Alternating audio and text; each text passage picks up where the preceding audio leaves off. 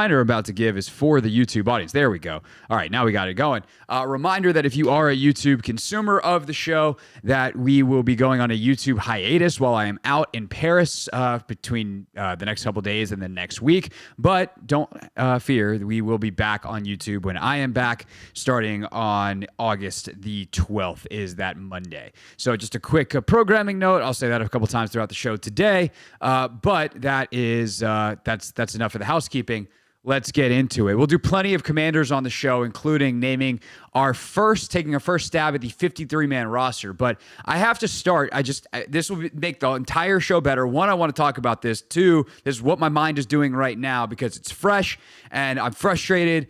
And so we're going to start with what was a 2-1 win for the U.S. women's national team over the Australian side earlier today. They finished the group with 3 wins. They get all 9 points. They will face Japan on Saturday in Paris. And that's, on a results level, all great. But I am very frustrated at coaches often who just don't seem to do the most obvious thing. And Emma Hayes, I'm going to couch everything I say first because I want to give respect to Emma Hayes, who is far smarter about soccer and far smarter about, frankly, a lot of things than I am, and has a lot more data. And I will say, I realize that this is a very data-driven decision often in terms of minutes management and substitutions and these types of things in a sport like soccer that relies a lot on GPS data. And they have tracking to see how fresh players are on some level. But there's just a baseline of obviousness that doesn't take a whole lot of thought that goes into how you manage a team over the course of a season. And this is something that's true in all sports. But on the international level, in these major tournaments, the games are played in an extraordinarily condensed nature. We're talking like 3 games in 8 days. And because of the way penalties work, for lack of a better term, the card system works, if you accumulate 2 yellow cards in the first 3 games, then you are suspended for the next game. So if you wound up picking up 2 in the first 2 games, 1 each, well, then you're suspended for the 3rd game. And coming into this game today, Sam Coffey, the U.S.'s starter at the defensive midfield position, the 6, if you will, and Trinity Rodman, the Spirit star, who has been involved in a ton of their goal-creating chances and did indeed score today for the U.S., both were sitting on a yellow card. And in a bare minimum, forget the fatigue, forget the sports science, forget all of the other things that are extremely valid in terms of making a roster decision of who you start, who you play, et cetera, et cetera. Those 2 players should have not been on the field today. And what happens? Thankfully, Trin survives the game. She gets score a goal and then ultimately gets out. And she plays really well, and that's great. But Sam Coffey, in the 3rd minute of this game, picks up a yellow card. And so now you've made this decision that we're going to push off all the fatigue and all this kind of stuff. And I'll talk about all that stuff in a second because, again, I think this is ridiculous. But you push off all that stuff and take that kind of risk. And now you are going to be, in the name of continuity, putting that risk out there. And now you lose that continuity because an essential part of your midfield is unavailable because of a yellow card accumulation. Is that rule stupid? Yeah, I hate the yellow card accumulation rule in tournaments like this. It's way, way too severe. If you're supposed to get a yellow card a game, why not let people get a yellow card a game? 2 in 3 games and you're suspended? What are we doing? But that's a different argument for a different time. To go in the name of continuity and then cost yourself the continuity because of something that is completely preventable because, we haven't had enough minutes as a team because the coach just got here, and all these factors that people will bring up that have some level of validity, but don't override the fact that if your best players aren't available to play at the highest level, you are defeating the purpose and defeating the gains that you would otherwise get from chemistry and momentum, things that don't really carry over game to game in this sport. Because as we saw today, Australia is coming off this bizarro 6-5 win against Zambia. They were down 5-2 and came back, and they played this super wide open style. But they come in today and they need a draw. And so they play in this low block, and for a lot of the first half, this game, the U.S. had like 90% possession. They're just holding the ball and trying to break it down and not getting anything, and eventually they draw a corner, and Trinity Rodman's able to knock one home. But the game was completely different. And so it's not like, hey, we just got to get in our flow. That's not a thing in soccer. because the styles of the game change way too much. And so having your players fresh and having them operating at maximum capacity, that's the most important thing. And instead of playing to that and not starting a litany of players and making sure that Sam Coffey and Trinity Rodman, both sitting on yellow cards, are available, Emma Hayes just trots out the same exact starting lineup she did in the first 2 games, with the exception of Tierna Davidson, who was already hurt, and she subs in Emily Sonnet. And I don't get it.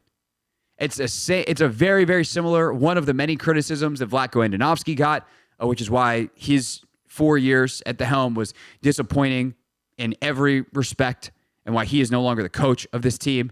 And I know Emma Hayes is new to the national team scene. She was a club coach forever, and a great one, arguably the greatest that the sport has ever seen. But this doesn't take some massive adjustment from club to country. Like, this is logic. And I hope it doesn't burn them. And I guess that's the thing, right? Is like, I'm not concerned about, hey, well, they won. Okay, it worked. No, that's not the point. The point is what happens from now. Well, the point is they now have to face Japan 4 days from now, Thursday, Friday, Saturday, 3 days from now, with Trinity Rodman, who's got another 60 minutes in her legs. Lindsey Horan, who is constantly battling a knee injury, has another 90 minutes in her legs. Rose Lavelle, who has not played consistently in the league and then has been in and out of the U.S. lineup because she's constantly hurt, played 90 minutes in the last game, plays 45 today, or plays 60 today, has that in her legs. This is a ton of minutes against a Japan team that absolutely could knock the U.S. out of this tournament. For what? And I think the other thing that makes me so frustrated and just blows my mind with this is Emma Hayes made one of the most astute points about the current state of the U.S. program, which is they don't have enough players with caps. They don't have enough young players with experience. And the way the standings were today, the U.S. basically had a free game. It's great they won, but it didn't matter. They had already won twice. Nobody could have finished teams could have finished with 2 wins. Germany ultimately did. They beat Zambia, so they finished tied on points. But because the U.S. thrashed Germany 3-1, they had a huge, huge cushion in goal differential. And so they were going to finish on top of the group unless they lost today, like 3-0, 4-0, depending on what the Germany score was going to be. You had a free game in a tournament that's super condensed, that you're looking for opportunities to manage minutes, and you have young players like Corey Bethune, who does ultimately get on in this game, like Corbin Albert, who scored an absolute banger. And if she's going to be on the team, at least let her play well, and she was better today. You could have gotten Emily Sams in this game, who was called up to be Davidson's injury replacement. You could have gotten Jenna Niswanger more minutes. You have all these young players in the team, which is great. But them just being there isn't enough. Like, give them the thing that you said they need. That's not my barometer. That's yours. And yet, they win. That's great.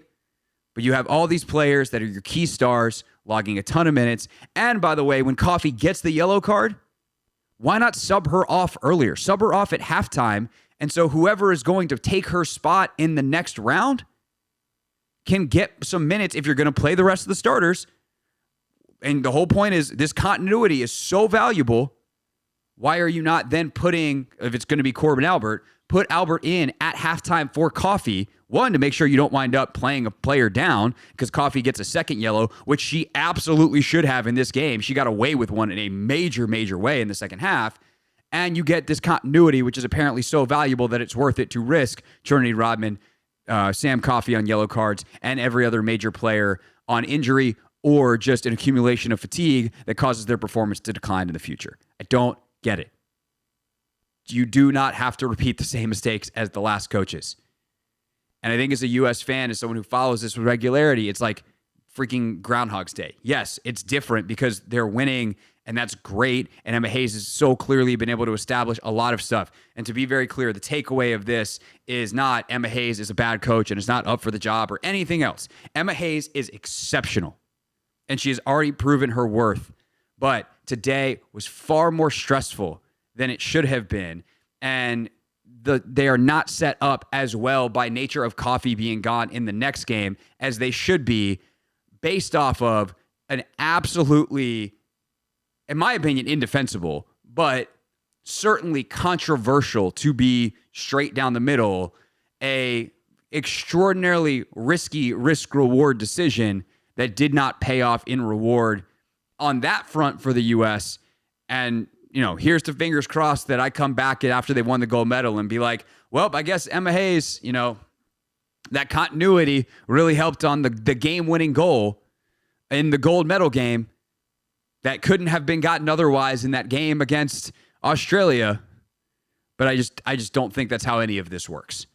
It's the Hoffman Show. We're on the Team 980. We're always live as well on the free Odyssey app. Plenty of other Olympic action to talk about as well before we dive into our first 53-man roster projection for the Commanders of training camp coming up at 4:30. 5 o'clock today. Bobby Engram, the Commanders wide receivers coach, will join us. Lucas Weiss joins us from France coming up at 5:30 from The Athletic. Got plenty of other Commander stuff to discuss as well. It's the Hoffman Show. We're on the Team 980 and always live as well on the free Odyssey app.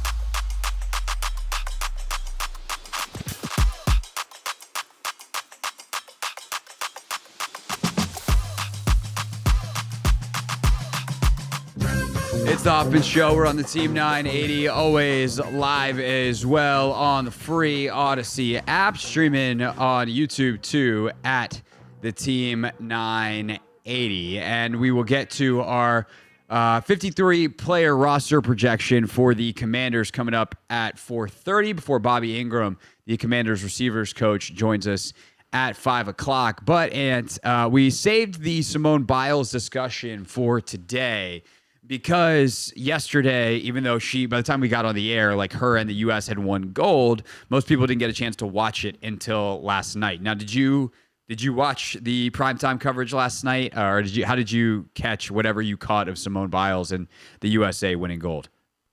I had it on briefly, but I did watch it earlier in the day. So okay, so you actually watched it more live. Yeah. Nice. Yeah, no, I was pretty busy yesterday during the day getting ready for the show. Obviously, we had training camp. We had to edit a bunch of stuff, getting ready to leave to go to Paris myself.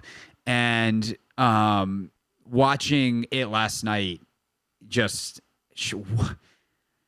just like, it is rare you watch sports and go, that player or person or whatever they call the person in that sport, in this case, that gymnast, is doing the gymnastics different than everybody else.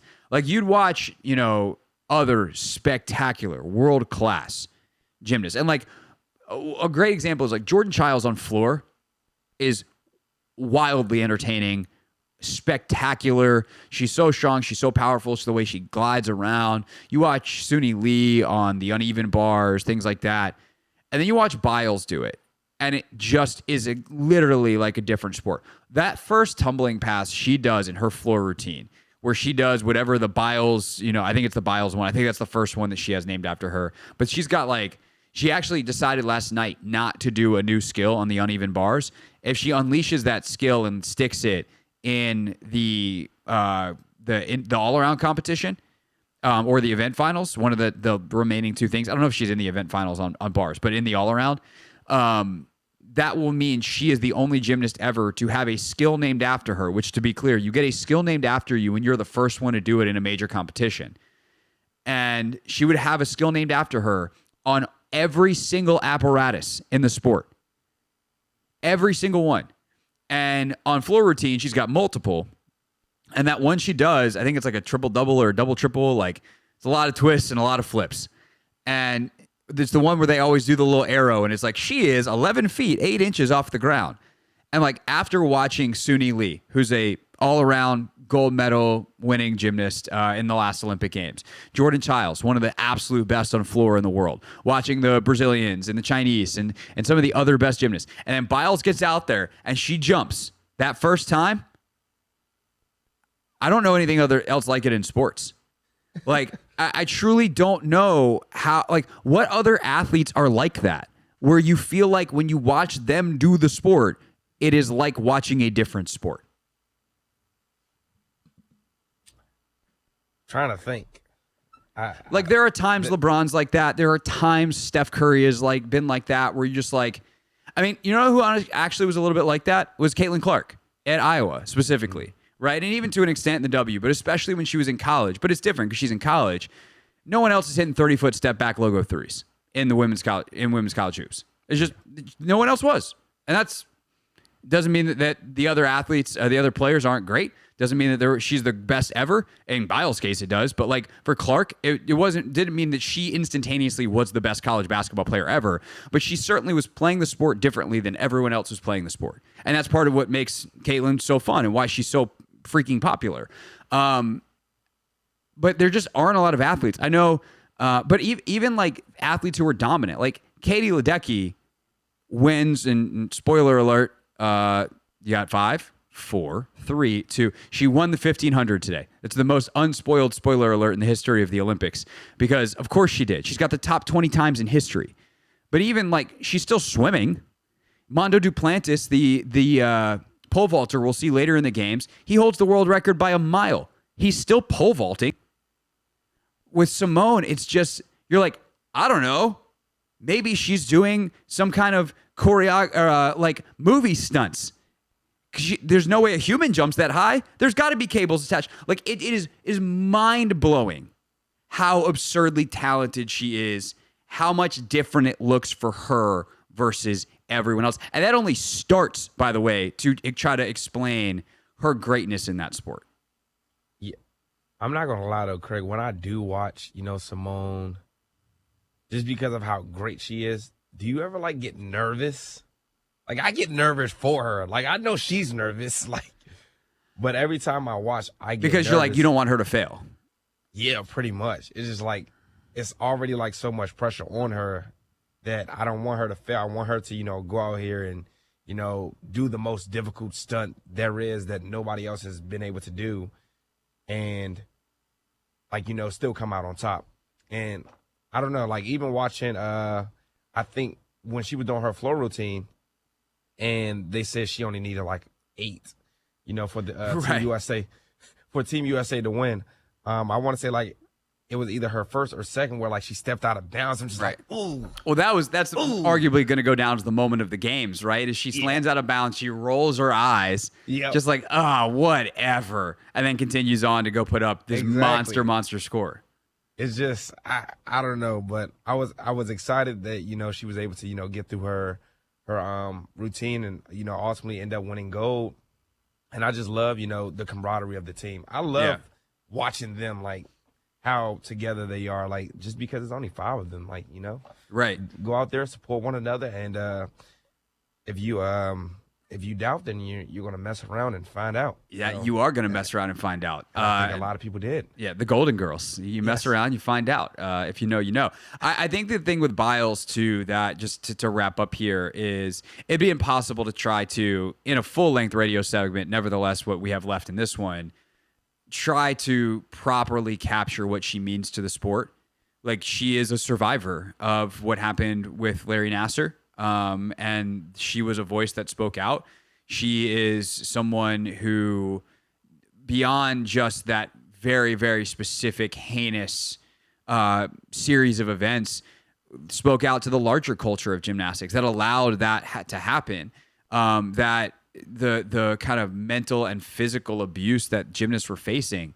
And not only did she speak out about it and help end it and change the sport for the better in the US and around the world, but she took individuals like Jordan Childs, her teammate, and said, I know that part of the reason you have not reached your potential is the environment. I see you. I see you on a human level. And so she, if you don't know this story, she invited Jordan Childs to her gym in Houston, that because Simone, like, she's got the money and everything to build a gym and, kind of provide the infrastructure and make sure, be like, I'm in charge and it's safe here, which is just different than anything else that's been, or the dominant forces in gymnastics going back decades. And she took Jordan Childs and was like, I think if you come train with me in a safer space where you get to be you and express yourself and you're not going to get some of the negative feedback and things that you've gotten, you'll be more consistent and you'll be better. And that's how Jordan Childs has launched into what she's been. She's always been talented, but she was really inconsistent. And then last night on the broadcast, Sam Pethick, Peshick, the announcer, calls her literally Mr. or Mrs. Consistency.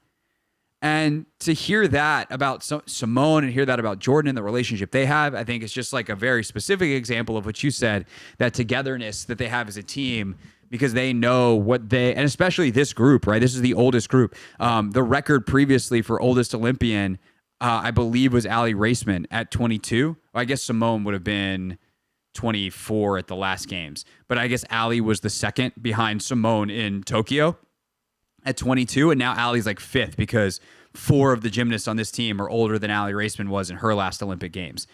And so this is a group that's been through so much of the transformation of USA Gymnastics and cleared away for whatever is coming next, the next generation. And Biles is so far and away the tip of that spear in so many ways. And by the way, she's the literal best we've ever seen in the sport. Like, truly remarkable athlete, deserves every flower that is ever thrown her way. And we'll see if she can cap off the Dream Olympics and the Redemption Tour with all-around gold later this week. And, of course, a couple of more golds potentially in the individual event finals. And she's already, by the way, with that gold medal in the team, surpassed Shannon Miller as the most decorated Olympian in USA Gymnastics and, I believe, world history. That concludes our Olympic talk for now, but we'll have more an hour from now with Lucas Weiss from The Athletic. But coming up next here on The Hoffman Show, it is time for our 53-player roster projection 1.0. We'll start with the offense, roll through it, get to the defense before the 5 o'clock. I'm just going to say it, Anthony. I'm not supposed to use radio jargon. Before the top of the hour here on the Team 980.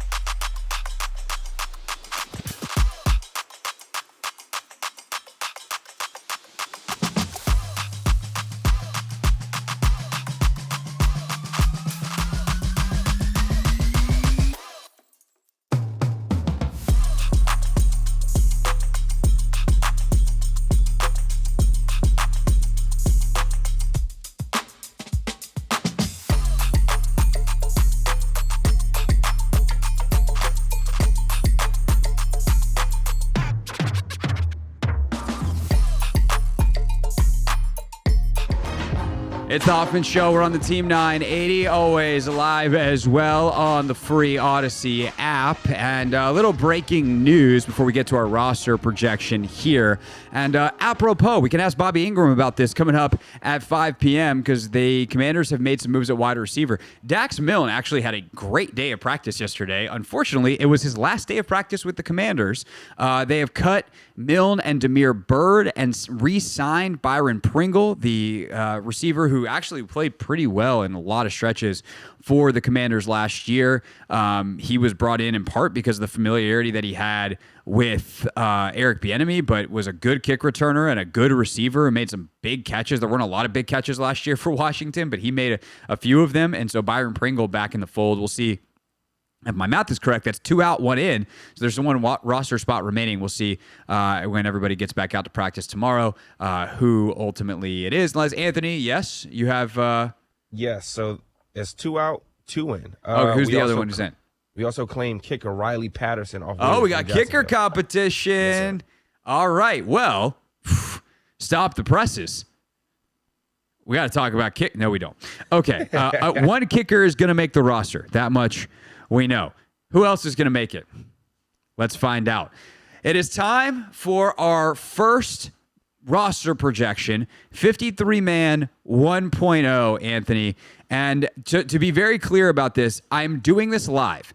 This is not something that I have pre-planned. I'm not reading to you a list. I'm going to go through the agony of doing this in the next 25 minutes, and that is going to be that. So, I have gone ahead just in part because I needed to, if you're watching on YouTube or if you want to watch later, go back and check this out in full. We're going to put the roster sheet, the spreadsheet on the screen so that you can follow along. And I did go ahead and put the 2 quarterbacks down because in part, Anthony, I wanted to make sure the fonts looked good. So quarterback, Jaden Daniels, quarterback, Marcus Mariota. As much as I like Jeff Driscoll and have been impressed with him so far as a backup and think he's valuable, and Sam Hartman, by the way, has had a couple of really nice days as well, I just don't think we're going to have space for another quarterback or 2, certainly. They're only going to keep 3 max, and I think they're probably going to wind up needing the roster space. So I'm just going to go ahead and put 2 down and keep this moving. I agree, but I do expect them to have 3. Okay, so because there's kind of 2 ways we can do this. We can put down everybody that we legitimately think has a shot with a couple of cuts and then go back and trim, or we can just do what we think, position by position. Because I think we're just going to wind up having to delete Driscoll anyway if I put him down. Yeah, you're right. Okay, so let's just keep it moving. Okay, running back. Obviously, you're looking at least 3. I think the question is, are we going to get to 4? Austin Eckler is going to make this team. This is not in any particular order other than the order that I'm typing. Brian Robinson is going to make the team. Then I think Chris Rodriguez is probably fine. I think this is one where I don't want to overthink it. But he was a later round pick. He was not brought in by this group. He hasn't done anything spectacular yet. He also hasn't been bad. And some of these UDFA guys have a little bit more versatility. So I do think there is an argument, if you wanted to make it, for something different potentially at this position. I just don't, and especially like the kick return game, and that's something, by the way, that does catch my eye specifically about Pringle being brought in. We just mentioned the breaking news that Byron Pringle has been re-signed by the Commanders. Like, he's the right type of guy to return kicks. He did it last year. So does that change the numbers potentially, or is he just kind of a body right now? But like Michael Wiley has had a decent little camp so far. Austin Jones has had a decent little camp so far. Jeremy McNichols had a decent camp so far. But I think I'll probably just go with Rodriguez and keep it moving here. Yeah, I think Rodriguez, even though we haven't seen a ton of them, I still think the special teams thing works out for him. Yeah, no, he's played some teams before, yeah, for sure. In coverage, not as a returner, but okay. Tight end. This is where we start to get really fun. We're definitely going to have at least 3. Uh-oh. Those 3 for sure are going to be Zach Ertz. They are going to be Ben Sinnott. And it is going to be John Bates. And also, if I spell anyone's name wrong, everyone can just leave me alone on that. I think Sinnott spelled like that. The question is there going to be a 4th? Now, I was high coming into the camp on Colson Yankoff, yep, the UDFA, but he hasn't really done anything since training camp began. And so for him to overcome Cole Turner, for him who has made a couple of plays, for him to overcome Armani Rogers, I don't know that I'm ready to go there yet. And then, it would probably be between those. So you got Yankoff, Turner, Sinnott, Rogers, Ertz, Bates. I think we keep 4. I think Cole Turner is the 4th. Really? Yeah, I mean, so I wasn't at the practice where Ben Center was dropping passes. So again, there is. I mean, he's a more. big body type on a roster that doesn't. You know what? I think I'm just going to go with 3 for right now. 3? Because I know. Here's what I'm planning for, Ant. I know we're going to be heavy at receiver, and I know we're going to be heavy at DB. Do you not envision us running a decent amount of 2 tight end sets? I do, but I think it's going to be Ertz and Sinnott or Sinnott and Bates. And Okay.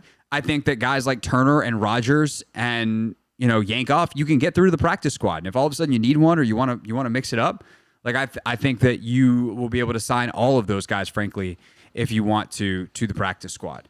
Okay, so that then gets us to wide receiver. We're going to have 1, 2, 3, 4, 5 at least, and then we'll probably wind up adding on there. That would get us to 15, and then pending the lineman on the offense. So the Terry McLaurin is obviously locked in. Got it. You got Jahan Dotson. He's locked in. Got it. Luke McCaffrey is locked in as a draft pick. Those are the 3 locks of all locks. I also think there's 2 other guys that seem like locks to me at this point.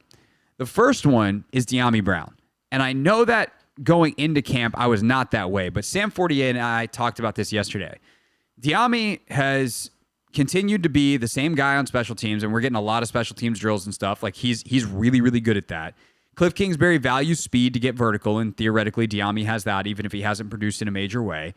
And I think most tellingly, when they start 3 wide receiver sets in practice, De'Ami Brown's the 3rd guy. Like, with regularity, he's in. And so at roster projection 1.0, do I reserve the right to change my mind? Am I saying he's 100% locked? No. But if we're naming a roster today, to me, it's very, very clear that De'Ami Brown's on the roster. Any additional notes? Anything else on that? Nope, I agree. Okay, and then the next is Olamide Zaccheaus. Yep. He's made some plays, showed off the speed, showed off all the stuff. He's going to be a rotational piece, but they brought him in. He's a veteran. He was signed and targeted for a reason. OZ's on the team. Then things get fun. So now we're talking about wide receiver 6 and maybe wide receiver 7. So the candidates are to me, one spot is Jamison Crowder versus Kaz Allen. Now I would say versus Byron Pringle, which is part receiver, part kick returner. Kaz Allen's continued to struggle catching the football. I think Kaz Allen is out. Jamison Crowder has been the number 1 punt returner every single day. That is his job from last year. He's a veteran. He's got incumbency. That all tracks.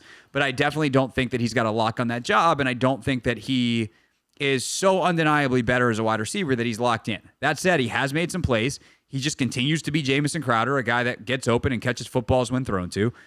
And so I think of that spot, barring Byron Pringle coming in and being like a revelation, even though he's more of an outside guy than a slot guy, I think that Jamison Crowder has the lead on that spot. I'm not going to lie, Craig. I love Crowder, but I think Byron Pringle is going to come in and, open some eyes. Again, we saw him flash last year, super productive, and he's also just a bigger receiver. We don't have a lot of big receivers, just in How general. tall? Byron Pringle's not that big. I mean, he's taller than Crowder. He's taller than Kaz Allen. Sure. But Byron Pringle is 6'1". And how many 6'1" receivers do we have? There's a couple of 6'1" guys, but I mean, there's Mitchell Tinsley. There is Marcus Tinsley, Rosemy, Jack 6'1"? Saint. Yeah. I guess Luke is the second tallest guy at 6'2", which is hilarious. But we're gonna get to the tall guy in a second, because Okay. this is what I specifically for that spot, right? Yep. I did mention there might be a wide receiver 7, and the question is of these 3, who is the best? I'm gonna say Crowder. Okay. Then the question is, are we keeping 6 or 7? Because Bryson Tremaine's making the freaking team. I'm putting Bryson Tremaine down right now. Oh, at 6. Yeah. And my question is then, would you take Crowder over Tremaine? Or would you just say it's 6, or do you take both of them? And this is part of the reason why I was like, let's just leave it at 3 tight ends, because now we've opened the door potentially for a 7th receiver. And because Tremaine is a big-bodied blocking type, it allows you to do some of the stuff that you might have done with another tight end with Bryson Tremaine. Now we're thinking. We are indeed. I think a lot of it is going to be based off the preseason. So, like, I'm expecting Kaz Allen to, like, have some big plays. So here's what I'm going to do. I'm going to put Jamison Crowder / Byron Pringle. Okay. Because I don't think Kaz Allen's making the team. Okay, so then we need offensive line, and then we need to go quickly through the defense because we are definitely behind. All right, starters are left tackle. I'm just going to put down Brandon Coleman? Yeah, I'm just going to put down Brandon Coleman for right now. I'm not saying he's actually going to be the starter, but I'm going to go with that. I'm going to go Nick Allegretti, and then I'm going to go with Tyler Biadish. And then I'm going to go, obviously, with Sam Cosmi. And then I'm going to go with Andrew Wiley. Then we need a backup swing tackle. Cornelius Lucas is that guy. I think they'll probably also keep Trent Scott. So that's 2 backup tackles. Then you get the fun of the inside swing guys. I think Michael Dieter is locked in. Yep. And then it's really, do you want one more? And I think the answer will be yes. And then it's who? It's Chris Paul. It's Ricky Stromberg. It's Braden Daniels. It's not going to be Braden Daniels. It's Stromberg. It's Paul. It's that whole crew of offensive linemen that you are trying to figure out, okay, who ultimately is the backup interior swing guy. Mason Brooks, maybe. Julian Good-Jones, maybe. I think it's probably, like, Chris Paul has been consistently with the 2s. So I'm going to put Chris Paul there. I think Chris Paul ultimately makes the team. Chris Paul. Okay, that gets us to the defense. Anthony, should we take a break or should we roll through? And do we have a funky long break here, or are we good to keep rolling? We're good to keep rolling. All right, let's keep rolling. So then you get to D-line, which is really, really, really fascinating for a number of reasons, because you're now balancing really the entire front 7. So the easy ones are John Allen's making the team, Daron Payne's making the team. You have Johnny Newton inside, who's going to make the team. And then outside, Dante Fowler, Cleveland Furl. Then you have Dorrance Armstrong. And that's kind of your base rotation. I think KJ Henry is making this team and is still pretty locked in. And then that's when you get to kind of the next wave of guys who, after 1, 2, 3, 4, 5, 6, 7, who are the final 2 to 3 D linemen. I think Ridgeway probably is in a good spot right now. Is Big Phil. I think we come back to him. And then is there one more guy on the outside? And this also gets fun with the Jamin conversation. And this is why Adam Peters' job to create this 53 is going to be so hard, because you have to decide, like, okay, is Jamin an edge and are we taking a spot here? Or are we going with an Andre Jones, Javonte John Baptiste, anyone else? There's been a couple other guys that have like played pretty well and kind of emerged at that defensive line spot. I think as we do this exercise here, Big Phil feels more locked in as a guy here. I will say, like, Norrell Pollard's had a couple, splashed a little bit, and we haven't really done any UDFA stuff yet. And Pollard was a guy who has some interior pass rush. He was one of the highest pass rush win rates in college football last year for Virginia Tech. But, like, Big Phil's 6'4", 310. Pollard is 6'1", 260. He probably needs a year. So I think that's why, like, Phil Mathis is going to wind up making this team and will be fine. And then it really comes down to who's your other edge guy. That's the fun one. And so do you say, okay, is it Jalen Harris? Is it Javonte John Baptiste? Is it Andre Jones? Is it... I guess those are really... Even Jamin off the roster? Yes. You hate I'm to going to see go it. Javonte. I mean, we're still going to get to linebacker here, but the answer is going to be yes. Yeah. I'm going to go to Javonte John Baptiste because he's the draft pick. All right. So then, linebacker. Man. Do they keep 4 or 5? I guess we're going to find that out. We all are still a little light. I think we actually went one lighter than I meant to on offense. So we might have room to go back and add a third quarterback or a fourth tight end. But Javonte John Baptiste finishes out the D lineman. Linebackers, Bobby Wagner, Frankie Louvu, Jordan McGee. And then I think Pittman is going to make the team. They signed him as a free agent, and he's worked in with the ones a little bit. And then the other guy who's actually played pretty well at that position and actually was on – I mean, there's a couple guys actually that have played well at that position. Keandre Jones out of Maryland has, made some plays. Yep. And I think based off merit, he has probably earned himself a spot potentially. But the other day, Anthony, the guy that I'm going to put down, did you see who was in for Bobby Wagner when Wagner took the day? I don't know, there's a vet day injury, whatever, but who was starting at middle linebacker? Number 32. Yeah, Michael Walker. Yeah. That tells me something because that could have very easily been Jamin. It was not. Michael Walker. That's my 5 linebackers. Jamin's not on the team, dude. I just don't know how to tell it to people. I'm not trying to be mean. Pass rushing is really hard. He hasn't taken a snap at linebacker since the spring. He's new to special teams. It's not how I would have handled this based off what I saw from Jamin last year. I thought he was good to end last year, and I think putting him next to Bobby Wagner would have unlocked a new level for him. And getting him in that linebacker room and potentially salvaging his career is worth trying that versus this Hail Mary position flip. I also get why they're doing the Hail Mary position flip because he has every physical attribute you can dream of for that position, but it hasn't gone well for him in any real live situations.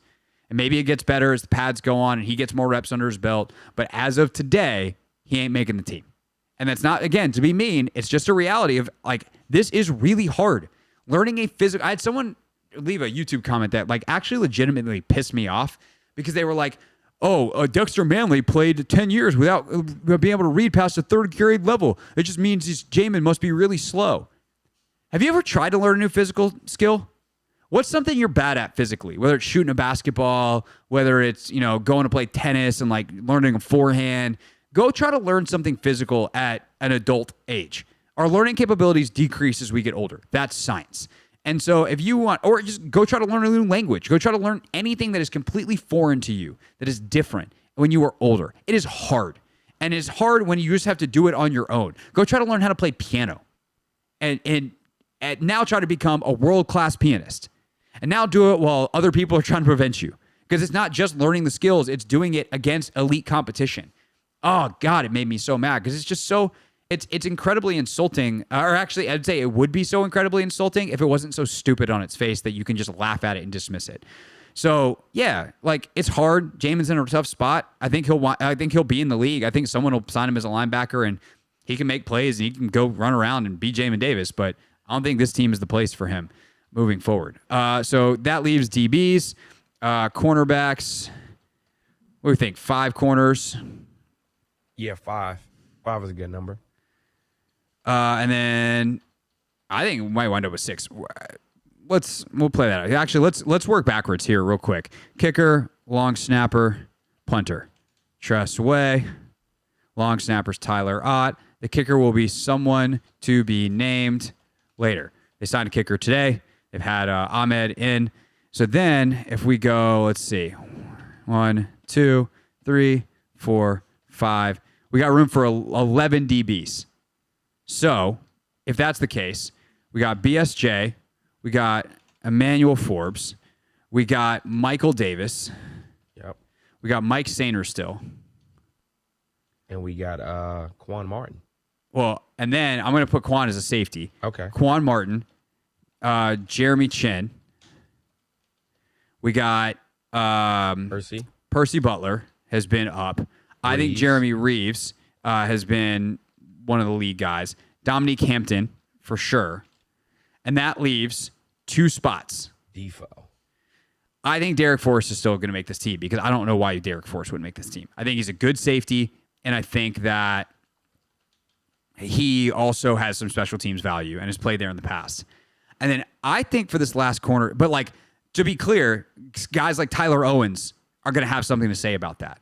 The UDFA, number 40, if you've been out at practice, he's huge, he's fast, he's physical. But these are guys also that I'm like, a year from now, when they let some of these guys walk potentially, you get them to the practice squad and you roll. But Tyler Owens has been great, and, you know, he's run ahead of Defoe in some of these drills. So that is definitely one to watch. And I'm going to say the last guy at corner, this is so hard because Christian Holmes is a great special teams player. But I think Tariq Castro-Fields has an upper hand at this position. And the reason is Fields is a guy who's played inside-outside, or Castro-Fields has played inside-outside. Not particularly well at corner, but he gives you that flexibility. And he's a great special teams player. Or has been a really good special teams player. So that's my 53 right now. Is it rounds out that way. You got 11 DBs. You got the 5 linebackers. I think that's an area where if you wanted to say, let's kick out down to 4 linebackers and let's add a 4th running back or a 4th tight end. But I think that actually kind of fits nicely. And the questions are only going to get harder as more of these UDFA types, some of these younger players emerge and really, or if like a Cole Turner goes on a heater, makes some plays in a preseason game. Like,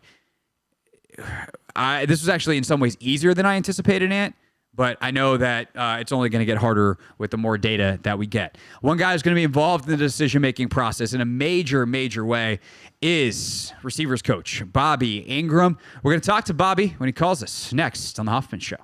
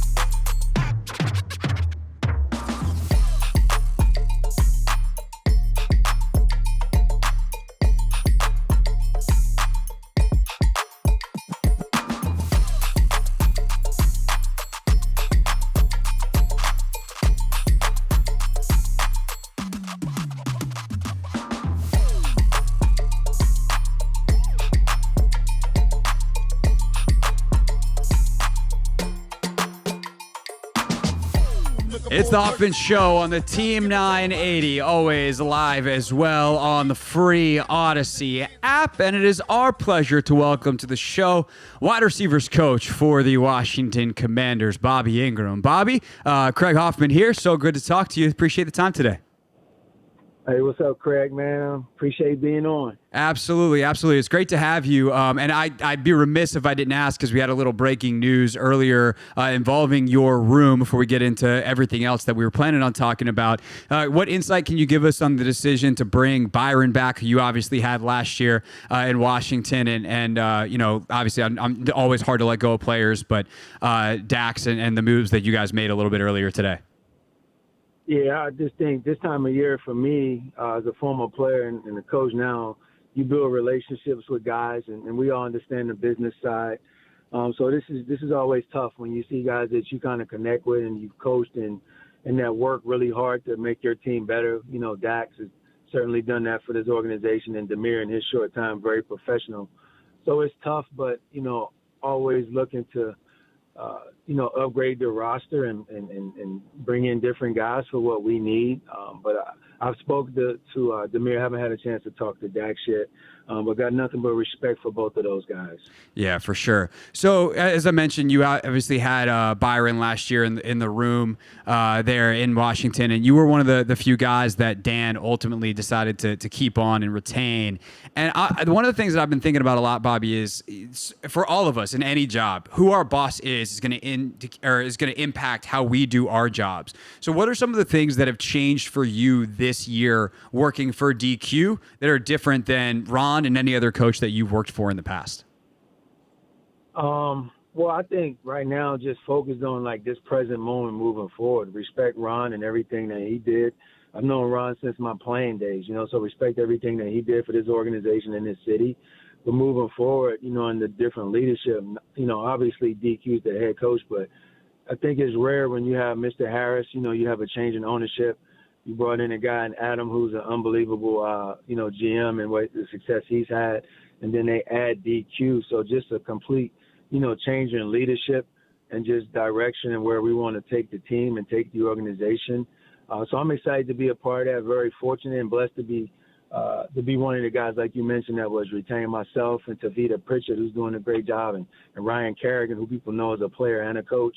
So, you know, we're just really excited about what we're working on building here and what we want to be and how we want to look as a football team competing on the field moving forward. Yeah, for sure. I guess the thing that interests me is, like, we see as reporters and talk show hosts and whatever on the sidelines, fans that come to practice, we see some of the structural differences. Every team does different drills. Every team does this. But when you kind of get into your stuff with your guys, like, are you running different individual drills? Is the way that practice is structured change the way that you do anything? And I think the big thing that I'm so curious about, Bobby, as someone who does some coaching on the side myself, is like, DQ is such a great teacher and puts such an emphasis on teaching. Are there things that you've kind of picked up from him that have helped you as a coach as you go through your day-to-day under this new regime?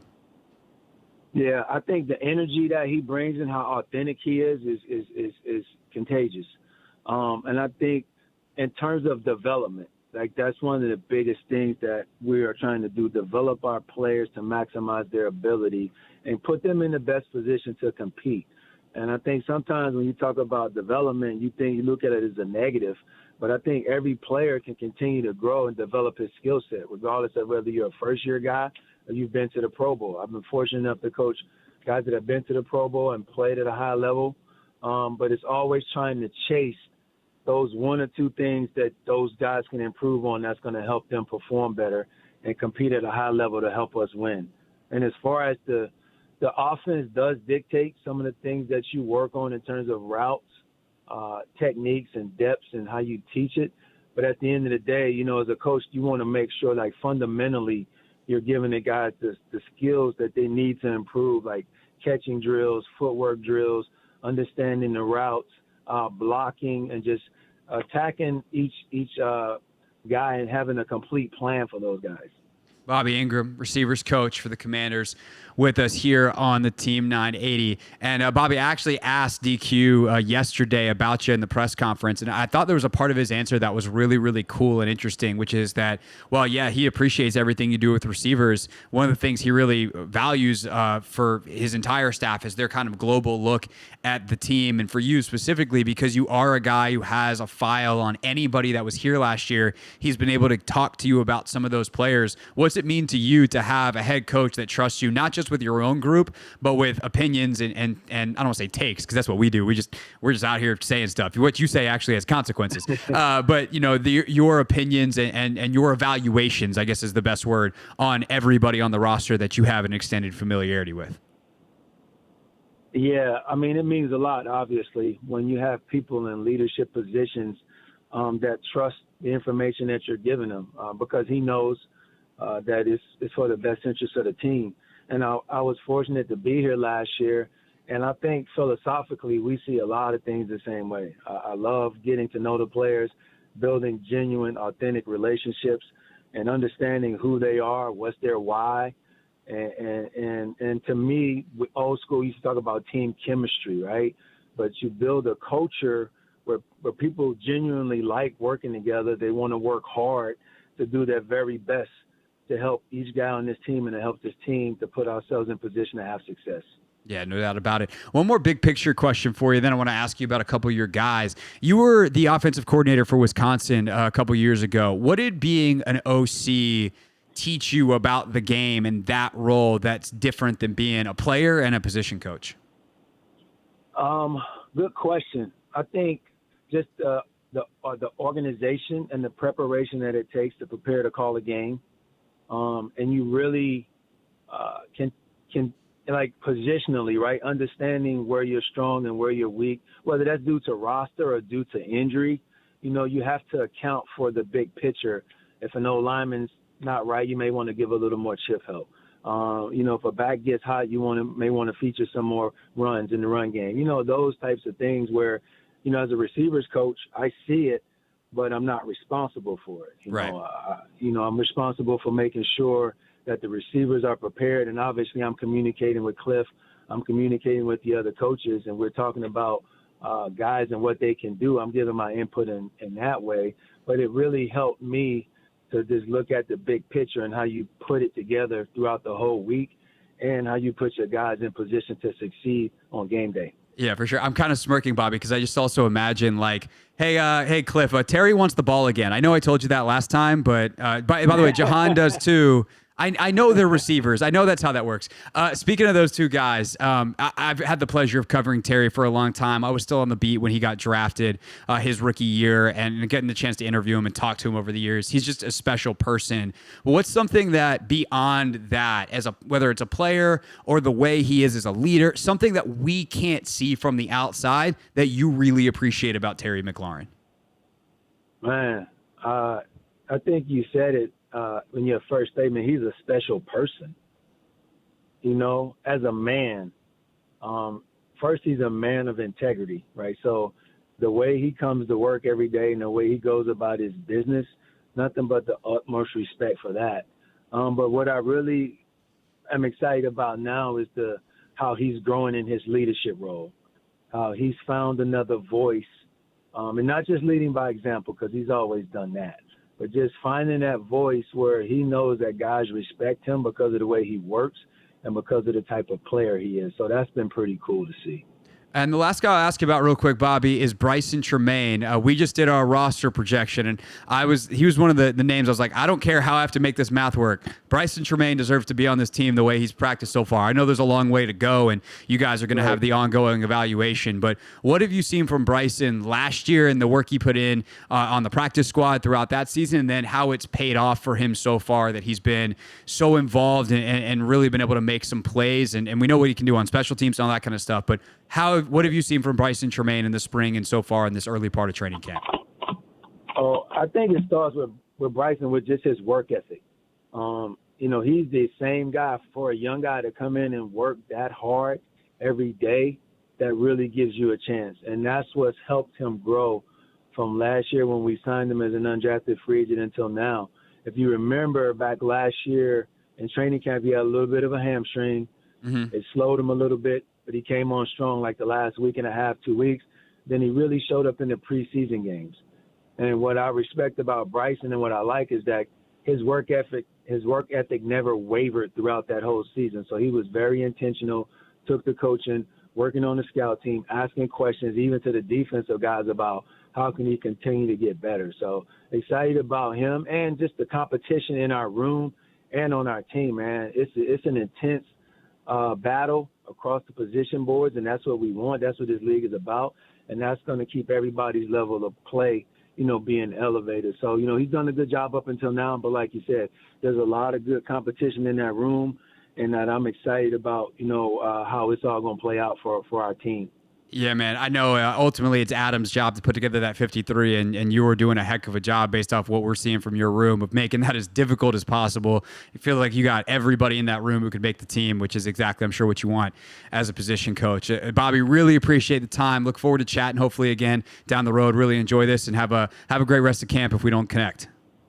I appreciate that, Craig. Thanks for having me on, man. And just for the record, all great receivers are a little bit selfish. Right?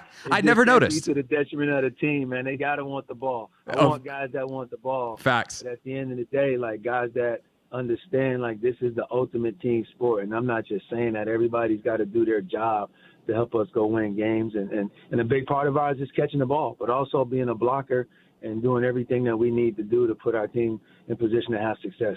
Yeah, no, absolutely. One thing that I've always thought about great receivers is they want to win so bad, and they want the ball because they think it's going to help the team win, and they know they're awesome. And most of them are probably correct on that.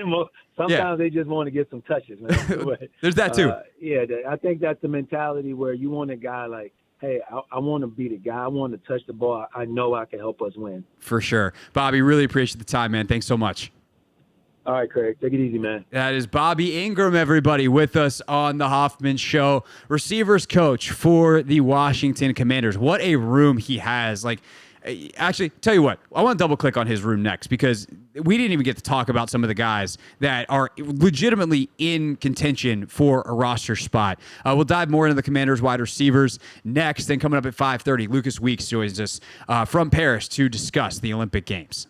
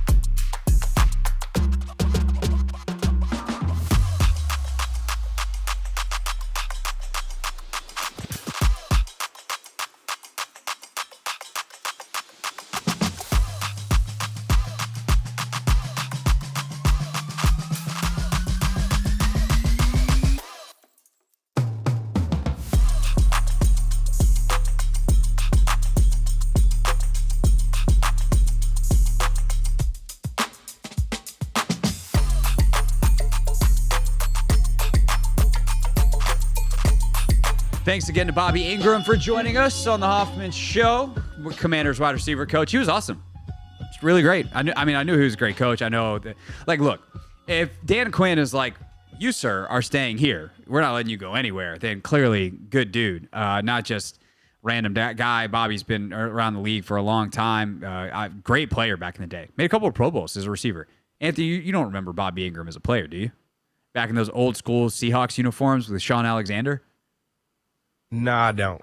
No. I don't. Do you remember Sean Alexander? Yes, number 37. He was he graced the cover of the Madden 2005 or 2007 cover. No, Michael Vick was 05. He was 07. I think Vic was 04. Are we going to have to go have a Madden cover off? Yeah, now I need to go fact check. Hold on. Now we got to look this up. This is right now. There is nothing more important on planet Earth. Look at this. Madden cover history. Let's Google that. The covers of the Madden video game. Oh, 07. Yep, it was 07. John Alexander was? Yep. Who was 2004? I was right on Mike Vick. Ray Lewis was 05. McNabb 06. Sean Alexander 07. Vince Young 08. Vince Young. Yep. It's crazy. 08. Favre was 09. Was Larry 10? Larry Fitzgerald and Troy Polamalu, Super Bowl cover, if you will. Breeze was 11. Who was 12? 12 was... Maybe the all-time, with all due respect, worst player to be on the cover of Madden. You're going to say Aaron Rodgers? No. I don't disrespect Aaron Rodgers, the player. I disrespect Aaron Rodgers, the person, because he disrespects the rest of us. 2012? Yeah. Receiver? Running back. I couldn't even tell you. That's actually the correct answer. It was Peyton Hillis. Peyton Hillis graced the cover of... Yeah, they made up for it the next year because they put Calvin Johnson on. Oh, my gosh. Peyton Hillis. I wasn't playing Madden. I'm not going to lie. 2012, 2013. In high school, I didn't play a lot of Madden. It was Call of Duty, FIFA. That's what I was doing. Peyton Hillis is crazy. Peyton Hillis. 2014 was Barry Sanders on a 25th edition, or anniversary edition. Richard Sherman in 15. Odell in 16. Gronk 17. Brady 18. GOAT edition, by the way. Yeah. 19. Antonio Brown. Whoops. Patty Mahomes in 2020. Lamar in 2021. Brady Mahomes in 2022, the MVP edition. And then John Madden in 23. Wow. But they also had the Josh Allen version, I believe, last year. Yeah, they did. It's kind of like, it's still a big deal, but like most of us, if we buy the game, it's a digital download now. That's what I do. So you probably don't even recognize. It's not, it's not as, like, I'd rather be in the 99 club. Plus, there's the Madden cover curse. But like, I would rather be in the 99 club. Christian McCaffrey, Trent Williams, the latest to join those. How has Trent never been in the 99 club before? I thought he was in it last year, to be honest, but I guess not. Maybe. I don't know. It's the alert I got was like, joins the 99 club. And I was like, joins? Isn't he welcoming members? Is the elder statesman still playing? How has he not been 99 consecutively for like 10 years? Yeah, I definitely do think he was in the 99 club last year. Oh. Or maybe it was 2 years ago. One of those. Maybe. Anyway, Trent's back in the 99 club. Anyway, apropos of none of that, the Commanders, no one currently in the 99 club, although Tressway should be. Their receiver room is sick, man. And it's not sick with, like, in the same way that you have, you know, San Francisco's. It's not Ayuk and Debo, like all-pro type guys. It's not sick in, you know, the Cincinnati, Jamar Chase, T. Higgins type. But the depth of, like, legit NFL caliber players who are making a ton of plays is just really good. And obviously they mix it up today. Dax Milne out, Damiere Byrd out, and you have Byron Pringle. But Olamide Zaccheaus, legit NFL receiver. Bryson Tremaine, I think he should make the team. Mitchell Tinsley, like, made the team last year. Legit NFL receiver. You know, he can run routes pretty well. Doesn't give you a ton elsewise, but like he's going to be in the league, I think, for a little bit, bouncing around. Marcus Rosemy, Jack Saint, rookie, undrafted free agent, made plays. Terry McLaurin, Luke McCaffrey, Jahan. Davion Davis has made plays. He's 84 if you've watched him out there at practice at all. Diami, Kaz Allen. And, like, again, Diami, we think of him as something less than the rest of these guys. You're like, oh, he gets out there, he doesn't play, or he doesn't produce, but, like, he blocks his face off. He is a threat vertically, he can, in terms of drawing some coverage, and will create the space you need for other guys because he can quickly get where he needs to go with the speed, and he's a good special teams player. But I think that, at the same time, I don't want to confuse a lot of guys who were the same as a lot of guys who were great. And maybe I'm even catching myself mid-sentence here of doing that, and mid-thought here of doing that, and is these guys are all really even.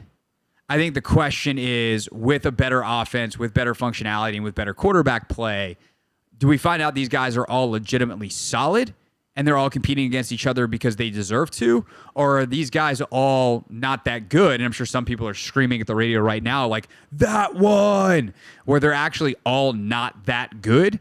And this entire receiver room that we're like, man, there's some really solid pieces in here, there's some guys we like in here, is completely turned on its head in 2 years, and literally zero of these guys outside of Luke McCaffrey remain. I mean, I think when we look at what, AP did when he first got the team, in terms of revamping the roster, we had a lot of guys, we shipped a lot of guys out and brought some guys in. So I think, again, I think all of this is more so just trying to figure that thing out. Like, yeah, who, it's a dependent position. Yeah. It's a dependent position. So, like, the quarterback play is going to matter. The offense you're in matters. And I think the other thing, too, though, is I do think it just speaks to a larger, like, football trend of the receiver position. All the 7-on-7 work that happens in the 7-on-7 tournaments. And, like, these kids grew up playing 7-on-7, and the best athletes play receiver now because they go out and they moss people in 7-on-7, and then they go to college and they moss people in college, and they get to the pros and they're Jamar Chase, or they're, Terry, or they're whoever. And because we've reached that point in the development levels of football that they're sending up these kids who play mostly 7-on-7 until they're in high school, you're seeing insane receiving talent. And so the result is kind of a similar backlog as what we have as running back, is like, actually, all these guys are pretty good. None of them are super special, but they're all pretty good. And then figuring out who's the best of the pretty good guys, and can you make any of the pretty good guys really good guys and any of the really good guys great, that's the hard part. But there is kind of this plethora, which works in your favor in some ways too, because you'll be able to keep and develop some of the guys that you want, because every other team is probably having similar issues where they have 8-9 guys that they all really like and legitimately would like to keep on the practice squad and develop. And so we'll see ultimately what the Commanders do here in a couple weeks when they have to cut the roster to 53. Up next, though, what are the biggest stories in Paris? I'm very curious because as I'm about to embark on my trip over to the Olympics, here we get a very Americanized version of the coverage because it's all flowed through NBC. What about someone who's covering this on a more global scale? What does it actually feel like covering the games through that non-American lens? Plus, we'll double click on some of the biggest stories emerging from the Olympic Games next with the Athletics' Lucas Weiss here on the Hoffman Show.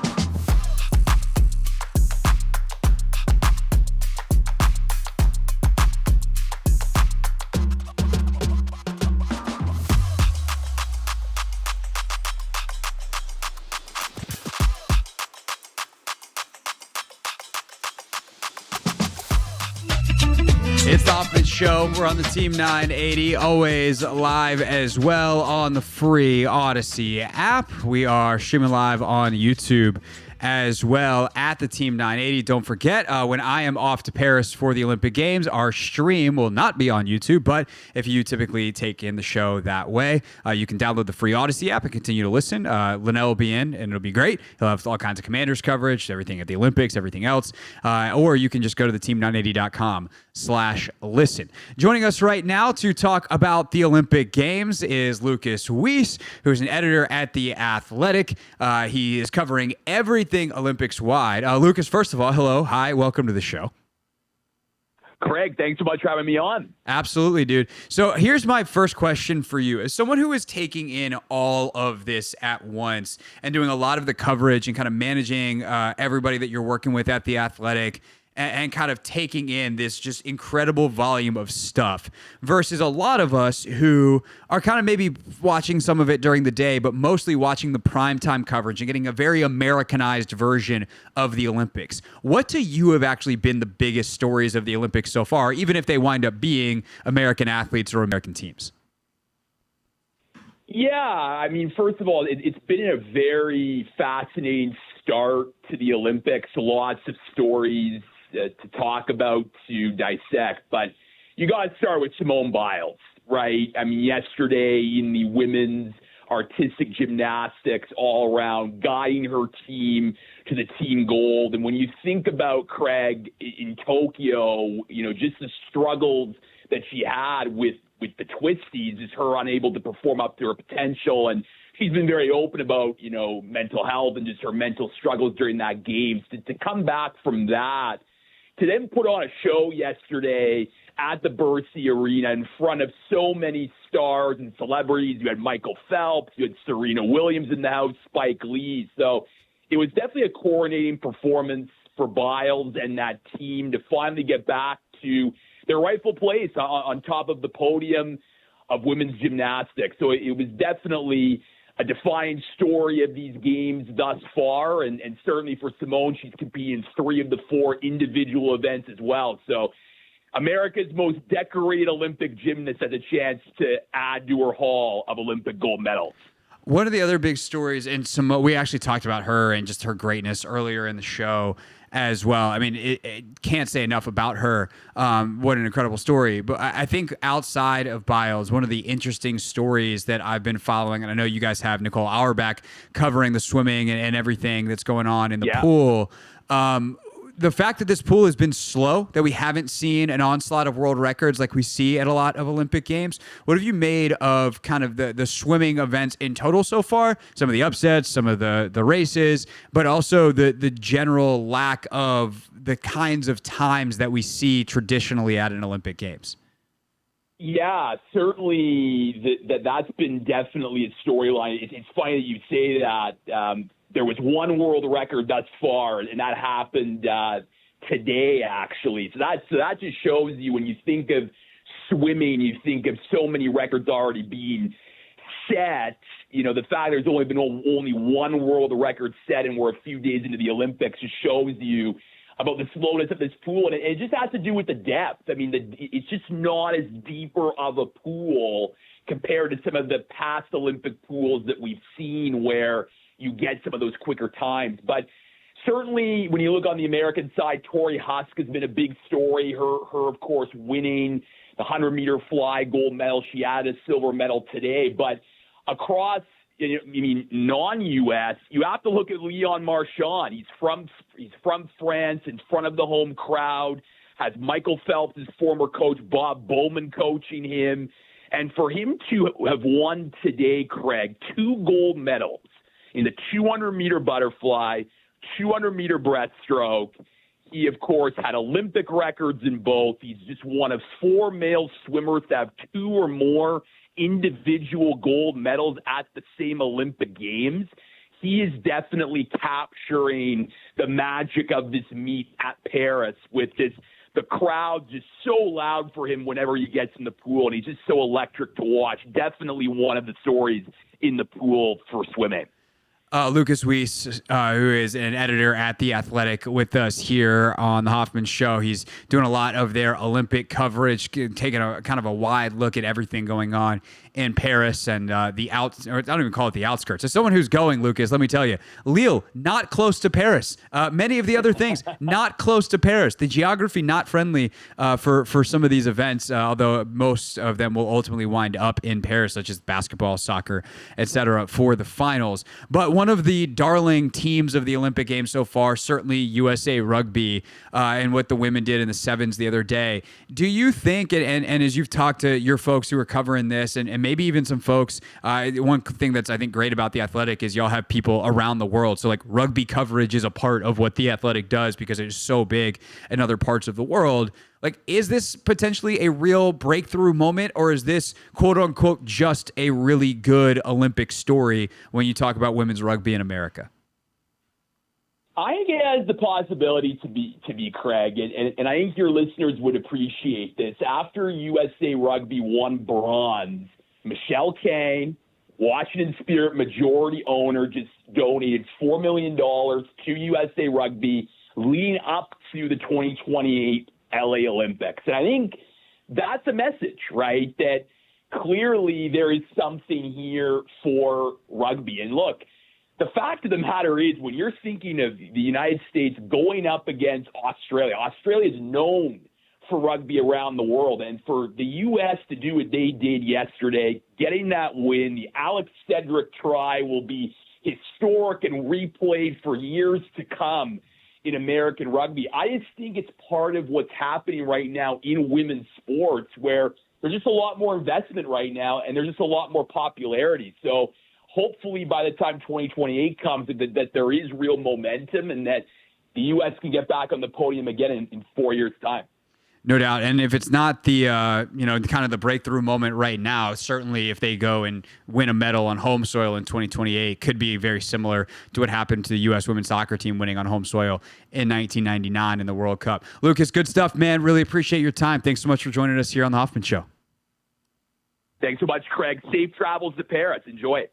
Merci, merci. It's Lucas Weiss. You can read the entirety of the Athletics coverage, of course, at theathletic.com in their app. They've got just an incredible army of writers over there covering everything. Been really fun to read, like their newsletters and the things that they're producing. And Lucas, a big part of that, joining us here on the Team 980. Coming up at 6 o'clock, more Commanders camp coverage. And at 6:30, I will preview my trip to Paris. What am I actually going to see? Anthony gets to pepper me with questions, which always turns into really fun nonsense. So don't go anywhere. It's the Hoffman Show on the Team 980. Let's give you a look at what's trending.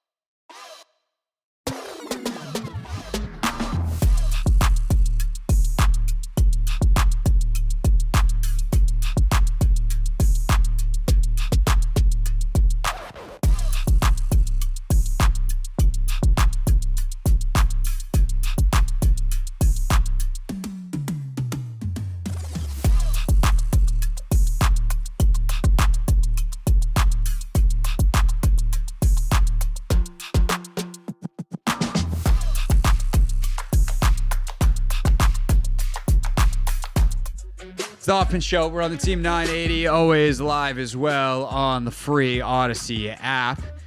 And the USA men's basketball team gets the win today over South Sudan, Anthony. And I'm not going to lie, I'm a little surprised with the decision that Steve Kerr made, even though I think both of us, when we talked about this earlier in the week, thought it was the right one. Jason Tatum starts today. Not necessarily that part of it. If you want to start whoever, frankly, on this team, whatever. But in terms of, okay, if there's a limit in how many guys you can realistically play. Playing 12 is probably a little too hard. Let's try to play 10 and know that in a 40-minute game, that's going to be the max, which is what Steve Kerr said after Tatum and Tyrese Halliburton didn't play in the Olympic opener. Then the way this team plays, Joel Embiid feels like the guy who is the odd man out. Stylistically, he is just so different than the up and down nature of the rest of this roster. We know Steph Curry likes playing at a frenetic pace. We know LeBron James is arguably the greatest transition player in the history of the league. Durant in transition is killer. Tatum is so good finishing. Anthony Edwards, like, watch your head. And the list goes on and on. Even a guy like Halliburton, like, he gets in there today, gets a couple of minutes, and is able to hit a couple of threes. Hot start for him in the Olympic Games, not hesitant. And we know Indiana last year in the NBA was one of the fastest paced teams with Tyrese at the top, at the head of the snake. So I think that Joel not playing made a ton of sense, but considering getting him on the team in the first place was a whole ordeal, I am kind of surprised. And it seemed like Joel was kind of just chilling on the bench today. I'm sure he's not super psyched, but I also don't think that he's played his last minute in these Olympic Games. I think there's going to be matchups that demand his presence. But this is the tough job that Steve Kerr's got, and the fact that he had the ability to sit Joel today, didn't feel like he had to do anything for political reasons, and he could really just make the best basketball decision possible. I think speaks really well to where this team can go, and hopefully, as long as Joel is actually legitimately cool with it, and I haven't seen anything from him post-game yet, that speaks really well to how this team has come together and gelled, and I think the respect they all have for each other, and that is what ultimately is going to maximize their abilities, and if they maximize their abilities, they're going to win the gold medal. Yeah, I think the point you made about this being a stylistic, I guess, matchup for Embiid, and him not necessarily playing. I think these come with the decisions of Steve Kerr. These are the tough decisions that Steve Kerr has to make, just because of how talented this roster is. But I think it was the right one. You insert Anthony Davis into the starting lineup. Jason Tatum also replaced Drew Holiday in the starting lineup. But I think Anthony Davis, we saw his impact against the South Sudanese when he was in the game. We also saw Bam Adebayo's impact against the South Sudanese when they first matched up against them. And again, this game, they both dominate. Bam leads everybody in scoring, and then defensively, Anthony Davis and Bam also made their presence felt. So I just think from a stylistic standpoint and matchup, that was the right decision to do. And then also we get to see Tatum, we get to see Halliburton. Halliburton came into the game right away, hit 2 threes. So again, I think that just, preaches, or that just emphasizes the depth that we have on the team, and everybody can, impact it in a way that's going to help Team USA. And again, we're going to see Joel Embiid. Like, we're going to need him if we play Serbia again. We're going to need him. We play the French. We're going to need him. So, yeah, I'm not concerned about that at all. The French, big time. They have Gobert. They have Wemby. And I think Joel more so as a Gobert punisher. But I also wonder, like, let's say a team. I mean, Spain's traditionally had big guys. Is Marc Gasol still playing for Spain? Or is he finally done? I haven't heard Marc Gasol's name. I would be very surprised if he is. I think he's finally done. But like, old school, like, yeah, okay, Powell's going to be down there. Marc Gasol, some of those old Spain teams where they're going to play through the post. Like, Joel is a post defender. I know he fouls a lot, but like, hey, it's 5 fouls. He's a big body. He's a great shot blocker. He can gunk up the lane.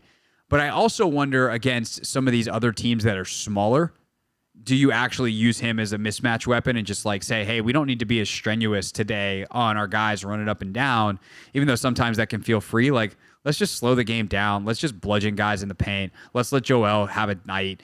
And we know against these other teams that are bigger and slower, like, because that's the thing, is South Sudan, like, they'll get out and run, and they're looking to shoot threes, and like this up and down game is one where Embiid gets lost. And so while it feels like you need Embiid for Serbia to guard Jokic, I'd rather have Jokic not in a half court game. Like, I'd rather play Bam and Anthony Davis and know that those guys are going to, like, guarding Jokic is impossible anyway. Make it strenuous on him with those dudes. Get Drew Holiday on him and like, hey, if you want to post up every time, fine. But like, we'll take the twos versus and trying to force stuff down low versus trying to get into an up and down game, or trying to match you post for post and give Jokic someone to guard.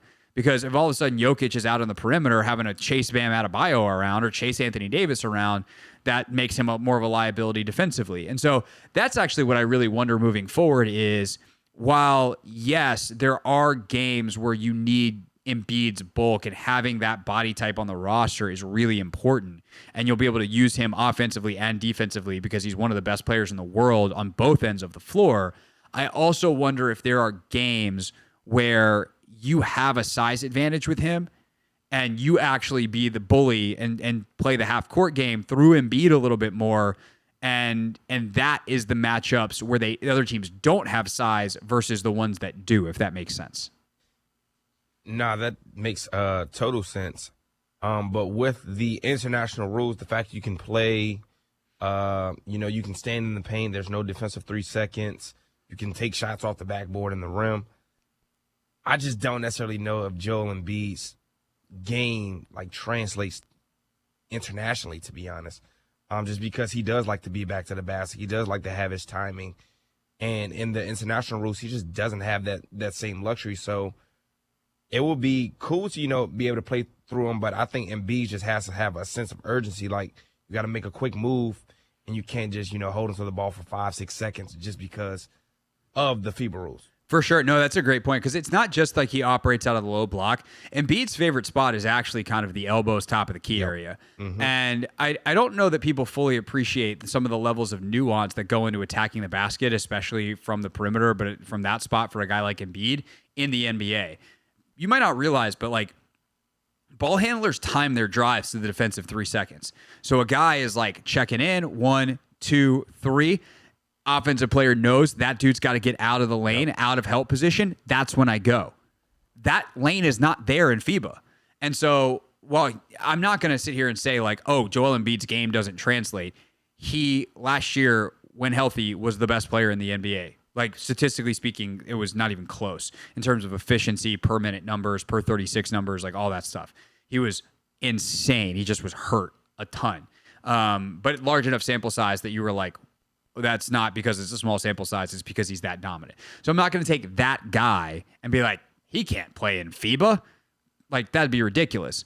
But it is much harder to operate from the areas that he operates, and some of the things that he does well are mitigated by some of the FIBA rules, and that is inarguable. Mm-hmm. And so you have to find, like, okay, we have this incredible chess piece, but it really is like a chess piece, like a knight or something. And it's like, yeah, they only move in the L.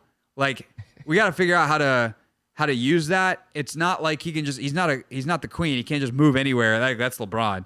You got all these pieces that are super mobile. And there's like, if we can figure out how to fit this guy, we can do damage. Mm-hmm. I'm sure there's chess players listening right now be like, actually, the knight's way more valuable than the rook. I don't know anything about chess, but if you're one of those people, you already knew that based off my analogy. It's the Hoffman Show. We're on the Team 980. We're always live as well on the free Odyssey app. Who stuck out at training camp yesterday to the one and only bearded, tall Logan Paulson? I don't know why he is bearded and he's tall. I don't know why they chose that to be his identifiers for right now. Anyway, you'll hear a little bit of our observations post-practice yesterday from Take Command next here on the Team 980.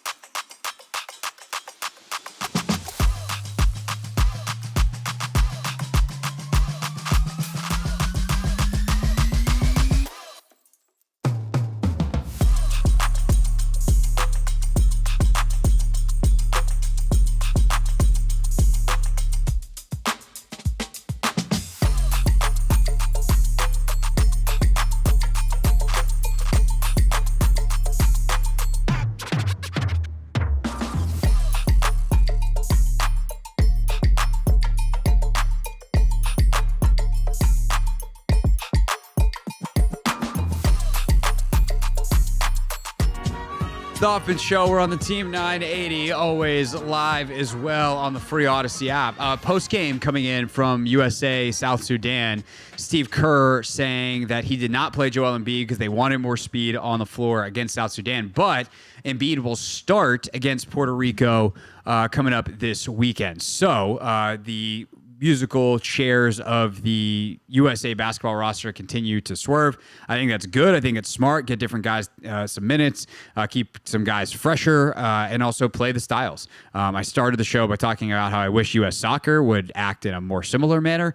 Obviously, very different sports with very different substitution rules. But if you want to hear a big old rant by me about why I think, despite winning against Australia today, U.S. soccer made a big old whoopsies, you can check out the podcast. Speaking of podcasts, Take Command, of course, the show I do with Logan Paulson. We recorded a big, long episode yesterday after the Commanders wrapped up practice, including some thoughts on why why practicing in pads versus not pads may have been the right idea at this point, but also what is lost with that decision. And then we got into kind of the story of the day, which is there were a ton of big plays made in yesterday's practice. How did that happen? How did that all go down? Well, we figured we'd share that with you right here, right now. A little Take Command on the radio for you here on The Hoffman Show.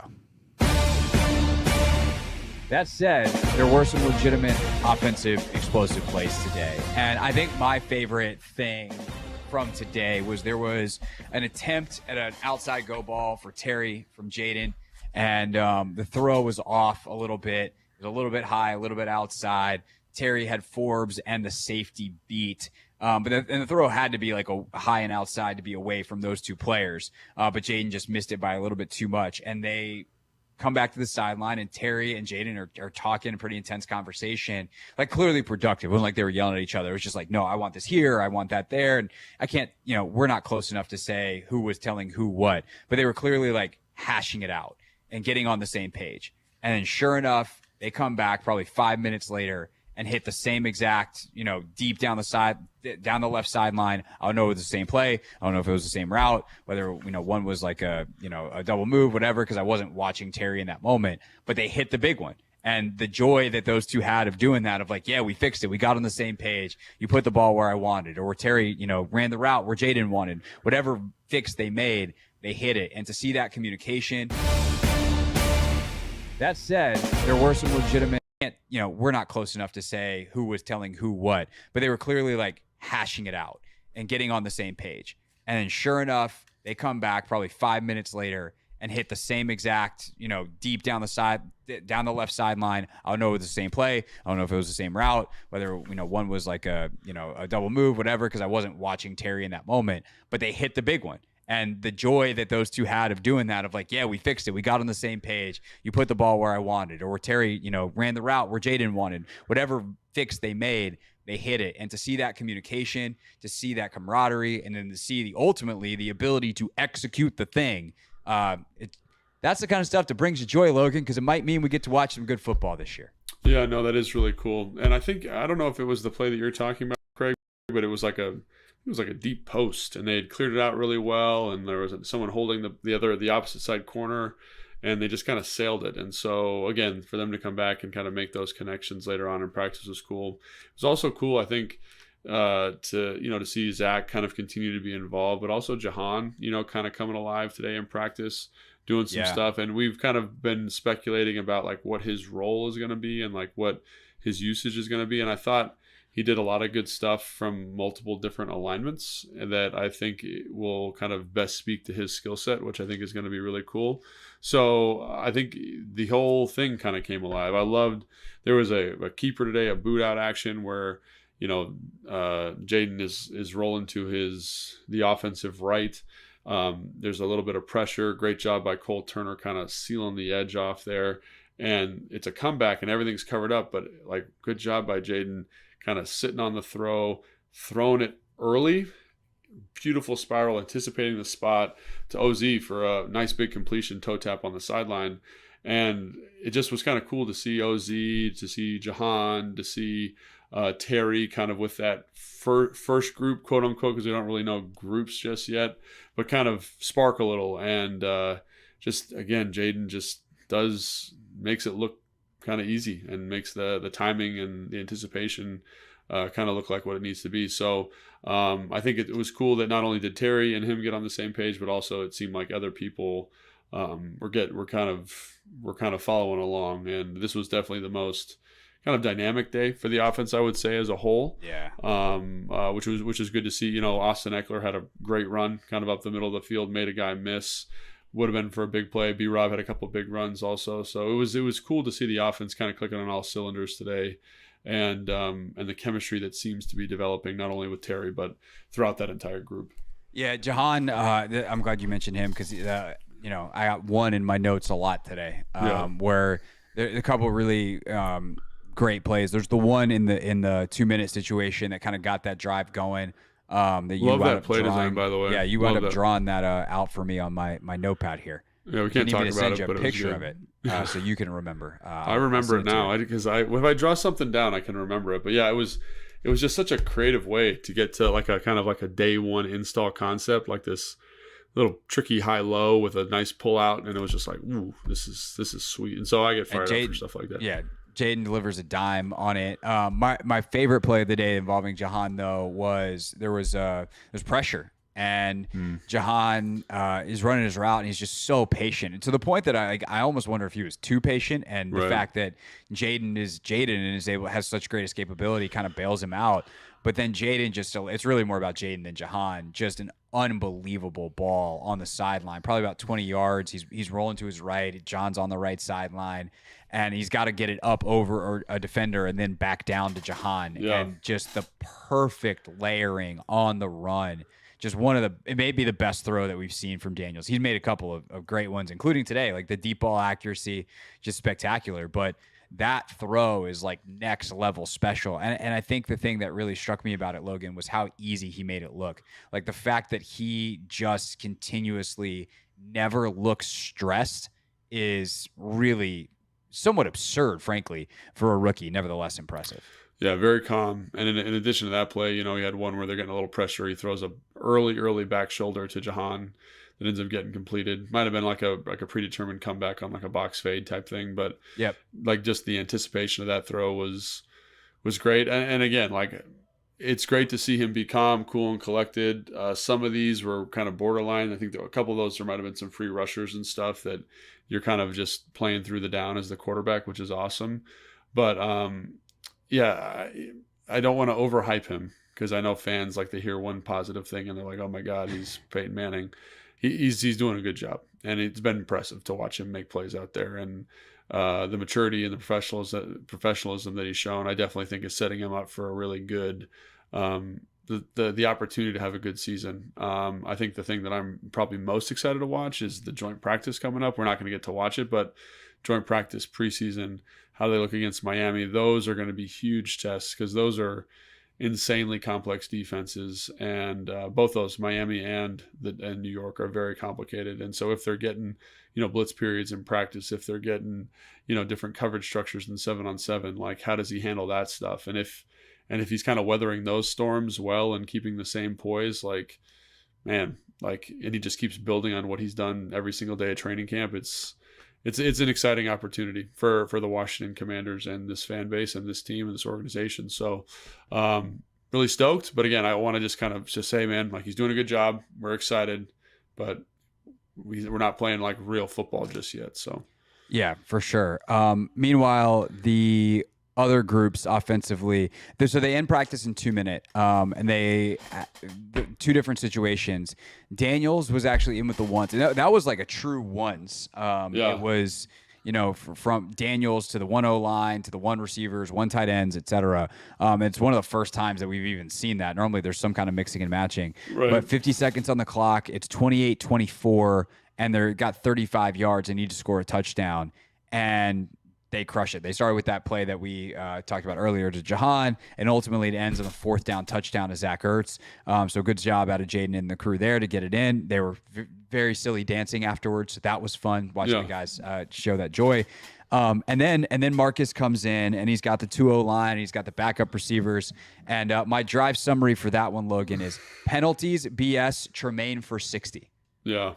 And that's which I only mentioned because I want to talk about Bryson Tremaine / I want to let you talk about Bryson Tremaine. Yeah, I mean, Bryson Tremaine is one of my favorite players on the roster currently, and I don't know if he's going to make the team or not. I have no insight on that, but if he keeps doing what he did today and he keeps doing what he's done the first 5 days of training camp, I think he's going to be all right. So it's basically like they are using him, at least to my eye, approximately like, or what would approximate like an X receiver, kind of like your isolation guy on the ball.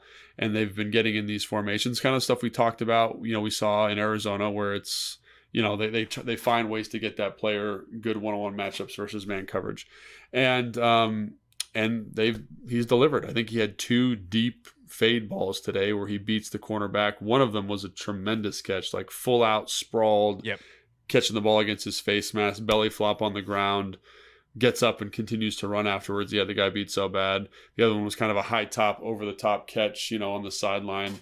And he, to me, is so unique because not only did he do that, but then he goes to special teams, and Jordan McGee is trying to block him in a hold up punt drill. And he's like basically playing guard on punt team and is able to get a release off of a linebacker. So he's 6'4.5", 6'5", he's 220 pounds, but plays with tremendous strength. The way he runs routes is very, very sharp, and I think he's just giving himself every opportunity to make the 53. And so, we talked about guys that might have an advantage in this Cliff Kingsbury offense, and this started early for me when we were watching OTAs, and Jaden Daniels was like, I trust this guy. He's in the right spots. That's a really good sign. When you have a quarterback that's studying the way Jaden Daniels is studying, and you have a receiver that he can just blind throw to spots, like, that's a really good sign. And so that's what we've seen from Bryson Tremaine over the last 6 days. And today was kind of his coming out party from a vertical pass game attack. But every day, like, he catches your eye. Special teams coverage drills, protection drills. When we're doing hold up stuff, we're doing kickoff coverage. Like, he's a guy that has really done a good job of kind of separating himself out. And again, with plays like this, that's awesome. But he is one of one on the roster at the moment. There is nobody as big or as fast as him in that receiver room. So I think, again, it's early, so a lot of practice left. But if you're kind of doing your roster bingo card, like, he's one that I would circle for sure. Yeah, I'm gonna do a 53 on Wednesday's show. So I'll tell you right now, I'm gonna find a way to get him on the roster. Right. I mean, it kind of feel like you're like, he's the guy. He's been one of the more impressive players at training camp. Like, for sure. Again, he's also the only receiver they have over 6'1". Yeah. And so, like, it's not hard to justify keeping him. 1 is one of your better special teams players, like, period. Yeah. 2 is a unique guy in the receiver room. 3, he's been a damn good receiver in camp. Yeah. And he was pretty good last year, too. I know this staff doesn't know. I mean, well, that's actually another thing, though, is Bobby Engram does know that. Like, the wide receivers coach was here last year and very much knows that. And so that is something that potentially works in Tremaine's favor.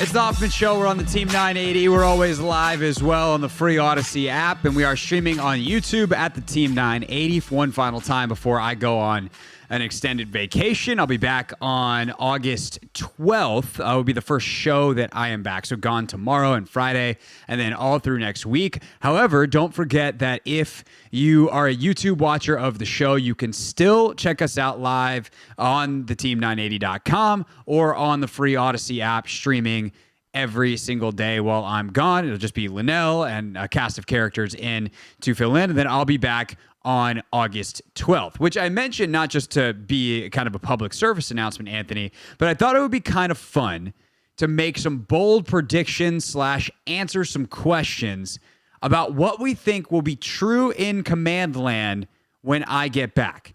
So this will be the day after, the weekend, the Monday after the first preseason game. So I'm going to miss padded practices. I'm going to miss the first preseason game, the lead up to it, although I'll watch it, obviously, as I get back, and then we'll react to it on that Monday. So I thought it would be fun to kind of throw around some predictions, some ideas, some questions about what will transpire when I'm gone. You were really excited about this idea and had one that you wanted to throw at me. So I'm going to let you go first. I'm not going to lie, Craig. The one I had nothing sort of kind of to do with Command Land. Okay, we can do general bold predictions. Okay. Because you were All really right. excited. So I want to know what this one is. All right, so I'm not even sure if you know. So I'm on a path to like 170 right now. That's why I've been in the gym constantly. Oh. I have my meal prep. Do you know the question? I guess it's going to be, do you hit it? Go ahead. Go. Go on. So yeah, I have my meal prep over here. I've been eating like 3-4 times a day. Like I'm really trying to, bulk up, gain some weight.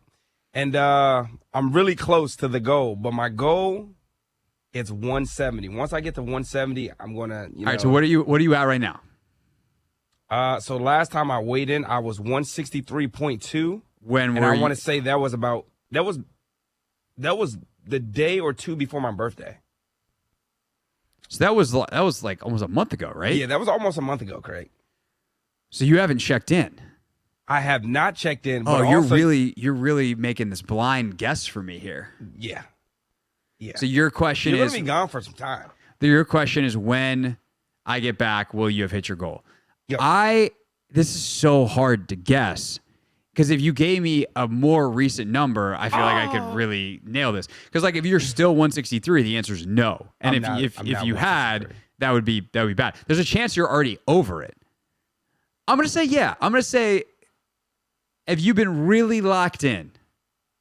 And I happen to know what workout plan you're doing because I worked out with you once. Yes. You're doing the right stuff. Uh-huh. You're cramming those calories in. I'm gonna say you get it.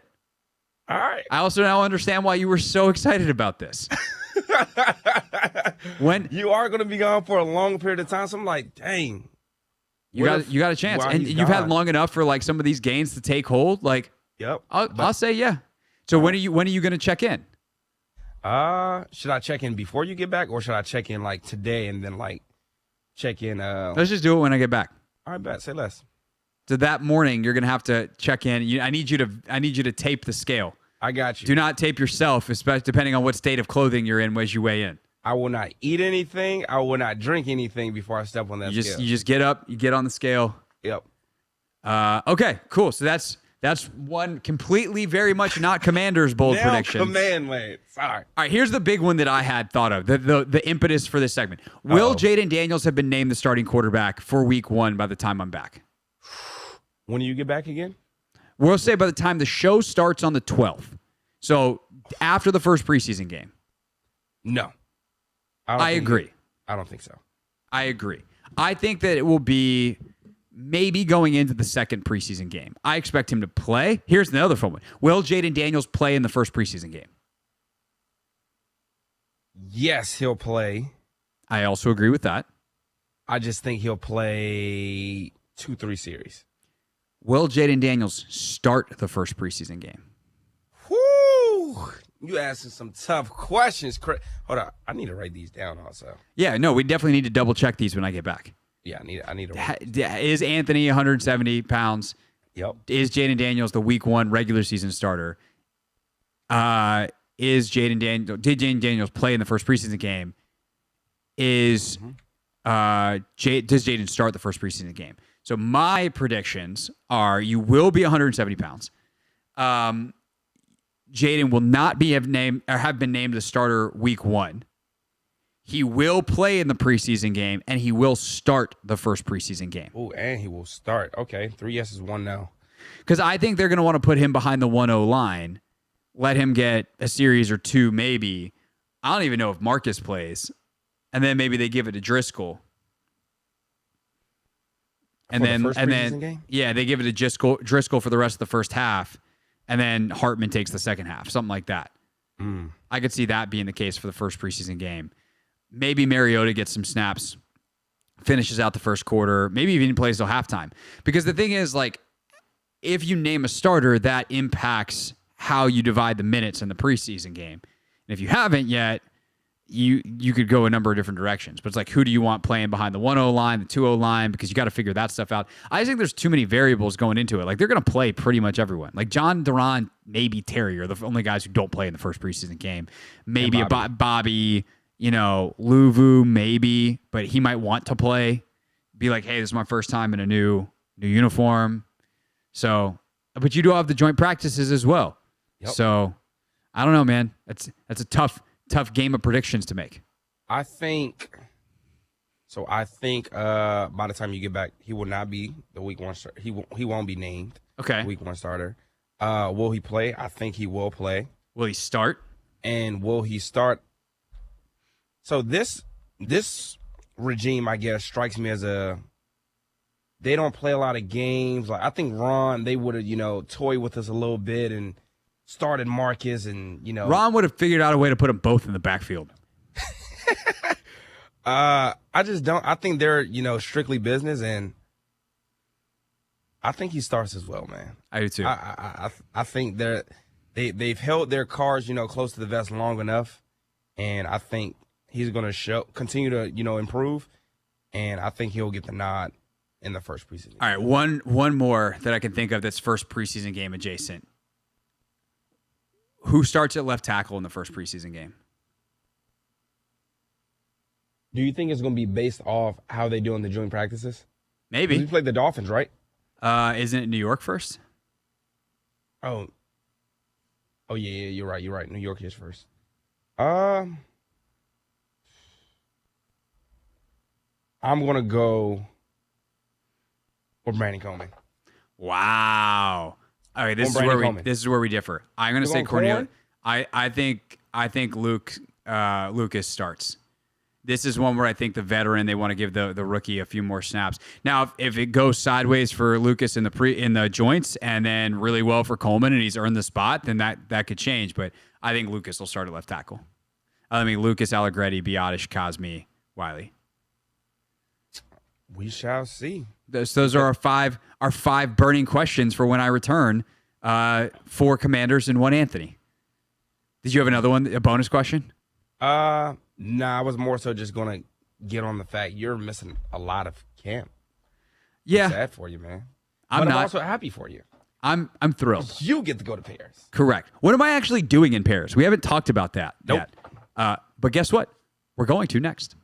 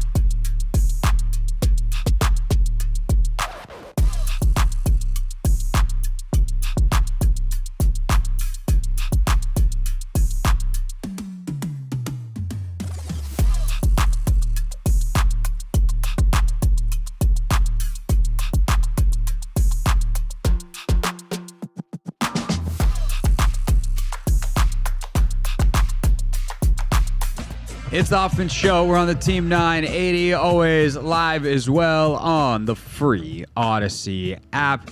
Training camp practice tomorrow. Linnell will be there. Then he's in for me as I am off to the Olympics. My wife and I headed on vacation. People are like, are you going to cover any events? Are you going to do anything? Are you going to work at all? No, I'm not. Will I watch sports? Yes. Will I do it completely as a fan, yelling my bloody face off? Yes. Am I going to eat a copious amounts of croissants? Oui, oui. Am I going to have escargot? Am I going to do all the French things? Yeah. You bet your bottom dollar I am. So, Anthony, I'm going to France. I'm going to Paris. We're going to Lyon as well for one of the Olympic soccer semifinals, which will be fun. Hopefully, if the U.S. beats Japan on Saturday, that will be them in that semifinal in Lyon. But I'm pretty excited, dude. I've never been, or I shouldn't say I've never been to an Olympics before, because I actually, when I was, I guess I would have been 6 years old, my parents took me to Atlanta because we didn't live that far away, but I don't remember anything. So this will be my first time at an Olympics, the first time at a global sporting event. I've never been to a world championship of any kind. I've never been to the World Cup, although I'm hoping to do that in a couple of years when it comes to the U.S. in 2026. I'm getting to see some awesome stuff, and I'm getting to go to an amazing city in Europe that I've never been to before. So I'm pretty excited. I bet you are excited. Craig, you know when you travel, they have these things called, they have these bag tags for like heavy bags. Would you mind, or would you consider, putting me in one of those just to accompany you? Well, I mean, we don't know how heavy you are. That's part of what we're going to find out. You're right. You weigh less than the 170 still. It would have been easier. Yeah. Anthony, there aren't a lot of people that I would say 100% chance would enhance our trip. You would 100% enhance our trip. The comedy you would provide of Anthony, if you think me in France is going to be funny, dog, you à Paris? I definitely think I would have a fantastic time in Paris, which is why I'm going there next year for my 29th birthday. Correct? Are you really? I am indeed. That's awesome. I'm so serious. I'll give you some recommendations. Please do. Please do. Unfortunately for you, you will not be able to do the things I'm about to tell you. So I'm about to reveal for you, Anthony, because I don't even know if you know the full itinerary yet. Nope. But also for the audience, I'm just gonna rub it in. The jealousy. Like, hey, Craig, what are you doing in Paris? Olympics-wise, this is what we're doing. Our first thing that we're going to see Olympics-wise is a track and field day on, I believe it's Sunday or Monday. I need to actually look up what, let's see, Paris Olympics athletics schedule. I do find it hilarious that they call it track and field, or they call it track and field athletics versus track and field. So that's a funny bit. Also, I realized that I gotta hold on. Let's see. I gotta go to my Paris itinerary note from my wife that's got all the stuff on it. Let's see, Friday, stay awake, because that's the day we land after the red eye. Saturday, we got some stuff. We're going to Versailles on Saturday. We're not going to see the dressage. They have the horses at Versailles, but I've never been to a palace before, Anthony. Going to Versailles? Yeah, like the castle. That's dope. I thought the Treaty of Versailles, was that signed in Spain? No, it was signed at Versailles. In French. I mean, in France. Yeah, at Versailles. At Versailles Palace. Right. Okay. Yeah. That's why it's called the history Treaty lessons. Love them. at Versailles. Yeah. Sometimes I really do wonder if they're just going to kick you out of prep for embarrassing some of the questions that Craig, I learned that stuff so long ago, like 12 years ago. Coming up on 12 years, 11 years, something like that. It's a long time. U.S. history, it all just sort of kind of meshes together now. Yeah, very, very clearly is meshing together for you. Yeah. All right. Sunday, August 4th. That's our first day of track and field. Included in there, we will get to see round one of the women's 200 meters. So I get to see Gabby Thomas, Sha'Carri Richard. No, Sha'Carri didn't make the 200 team. Gabby Thomas run. She made the 100 team. We'll get to see the men's 110 hurdles. So we get to see Holloway. We get to see the You're women's. going to see Freddie Crittenton.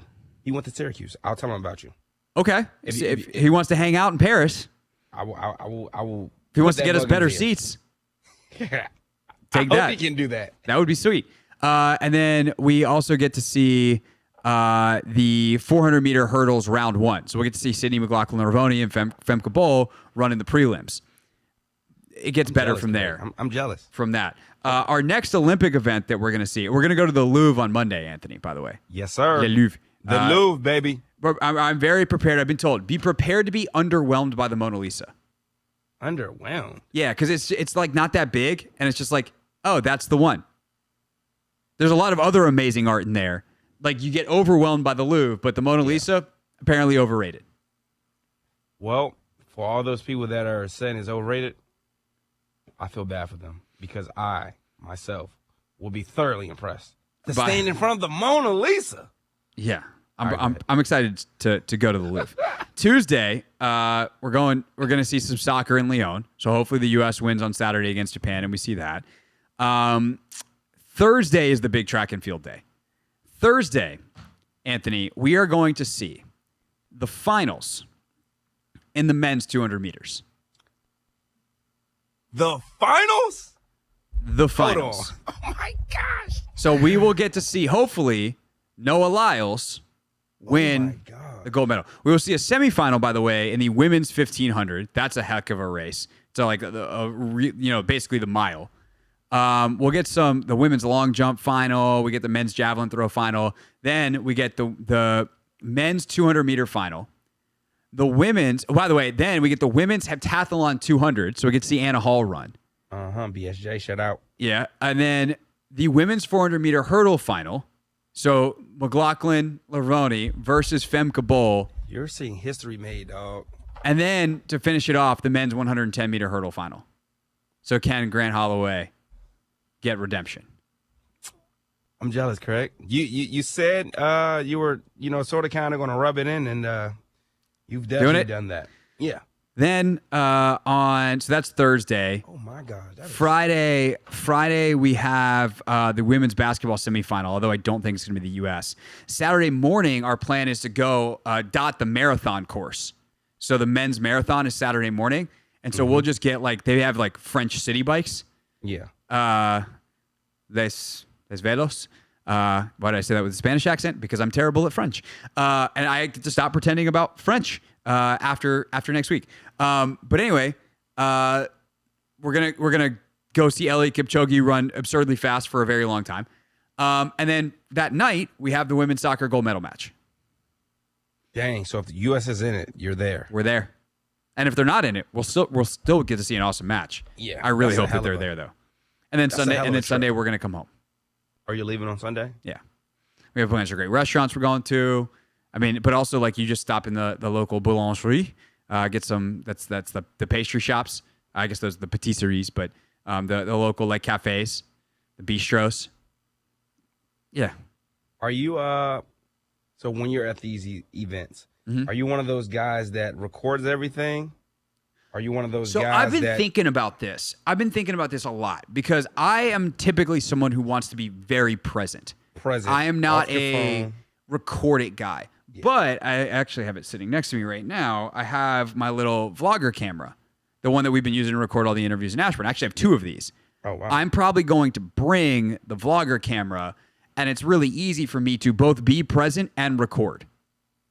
Yeah.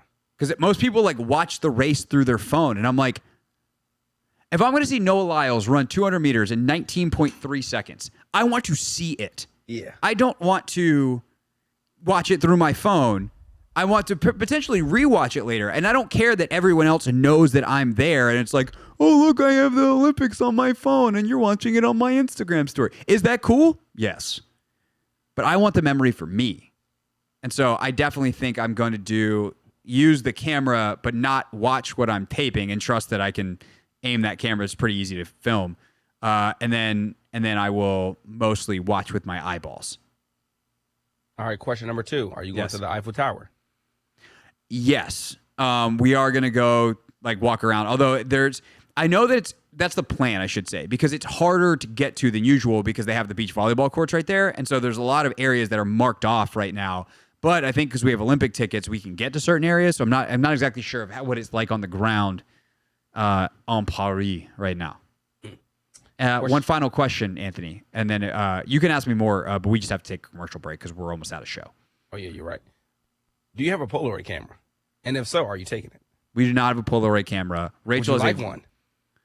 That actually could be pretty fun, but Rachel has her like very good, takes good like professional grade camera.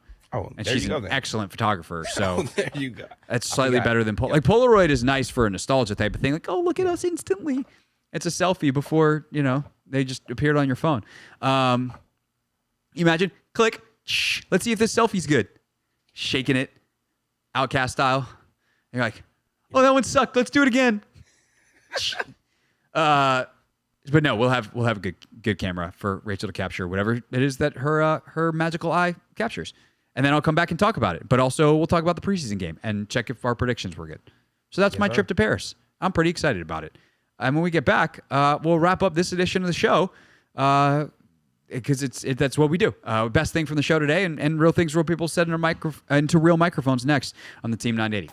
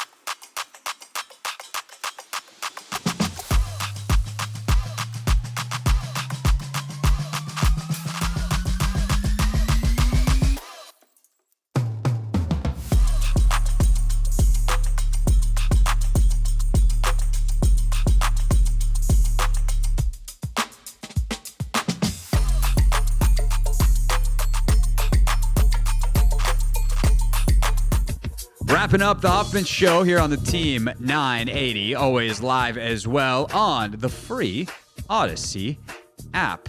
So again, tomorrow the show obviously is going to change while I'm gone because I'm not here. And when there's a solo host on a show, whoever replaces that person, things change. But if you are looking for Commanders coverage from 4 to 7 p.m., you do not need to change your routine at all. Linnell has you covered most of. If not, is Linnell in? He's not in every day because he's in for the Rooster tomorrow, right? I believe that's what I heard at the end of their show today. Yeah, he's in. He's pulling a double tomorrow. We're doing 6 hours of Linnell? That's what he told me. There's no way that's right. I wouldn't make this up. This is what Linnell Willingham told me yesterday. Dude, that sounds dangerous for everybody. You think so? I mean, I feel like that's dangerous. I know it's clearly dangerous for for the audience, but I feel like that's also dangerous for Linnell. He might spontaneously combust. Yeah, he has a lot on his plate. 980 schedule. Is he? No, Thursday, August 1st, Doc Walker. Maybe he's in with Doc, but no, Oh, that's probably what it is then. We have that got me scared for a second. I'm not scared enough to delay my trip or anything, but you got Doc in tomorrow, and then Linnell. By the way, tomorrow, you know what else is tomorrow night, Anthony? Bears Texans. Yeah, the Hall of Fame game is tomorrow night. It's ridiculous. The Bears aren't playing though; they're starters, which sucks. Yeah, well, that's typical for the Hall of Fame game. Yeah. Doc and Linnell flip on Friday. And then next week, Linnell is in the entire week. So you will have, and actually, you're out for part of next week too. So, but if you want football talk between 4 and 7, is that news to you that you're out part of next week? What is next? Oh, next week is the 8th. Yes, I am out the 8th and the 9th. My bad. I forgot. August 1st is here tomorrow. Good gracious. Yeah, it's crazy. And then Saturday, August 10th. Dude, Commanders, Jets, preseason game. Mm-hmm. Noon. It's crazy.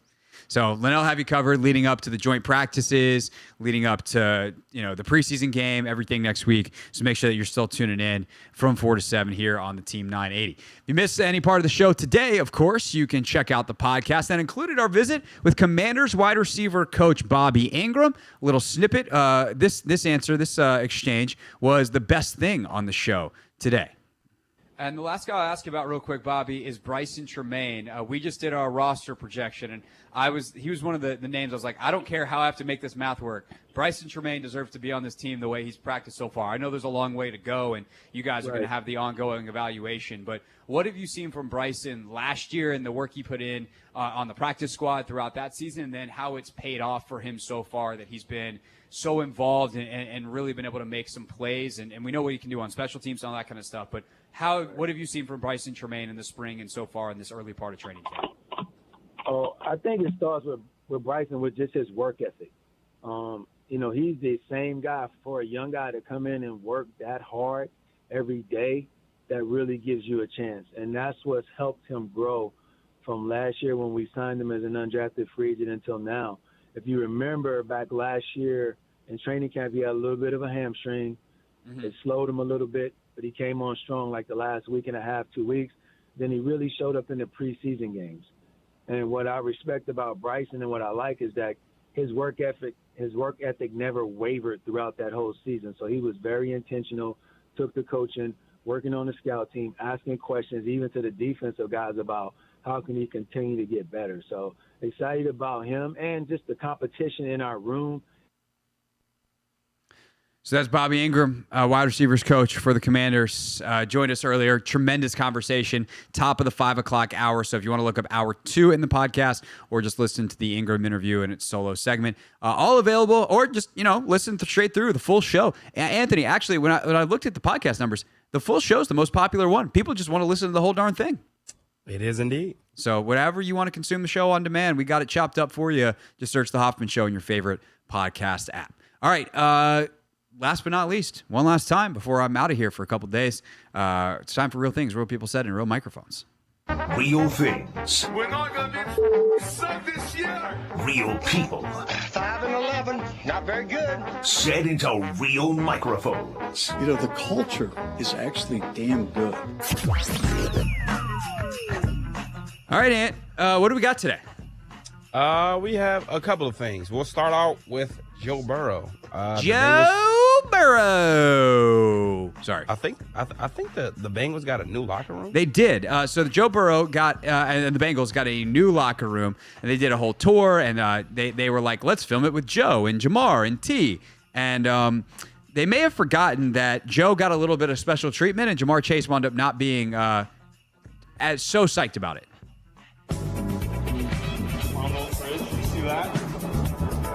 Got a mini fridge.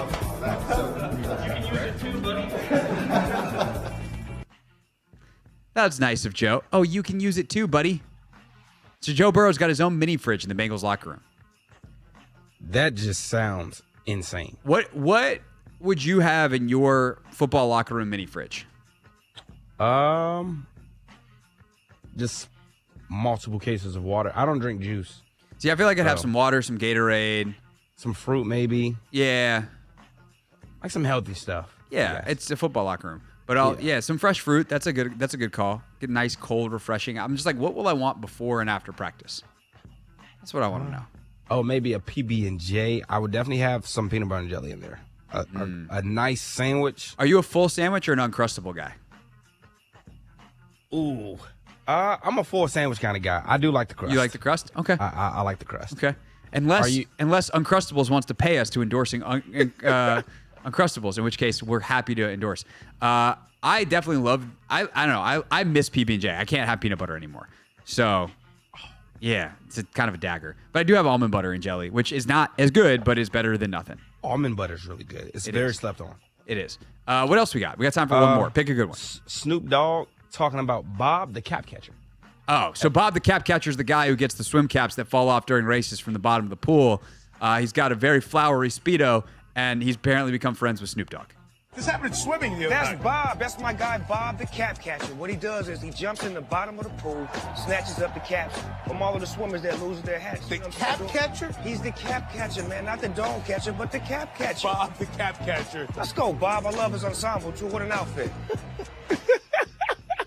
Has there ever been a human being as cool as Snoop Dogg to walk the planet? Never has there been someone as smooth.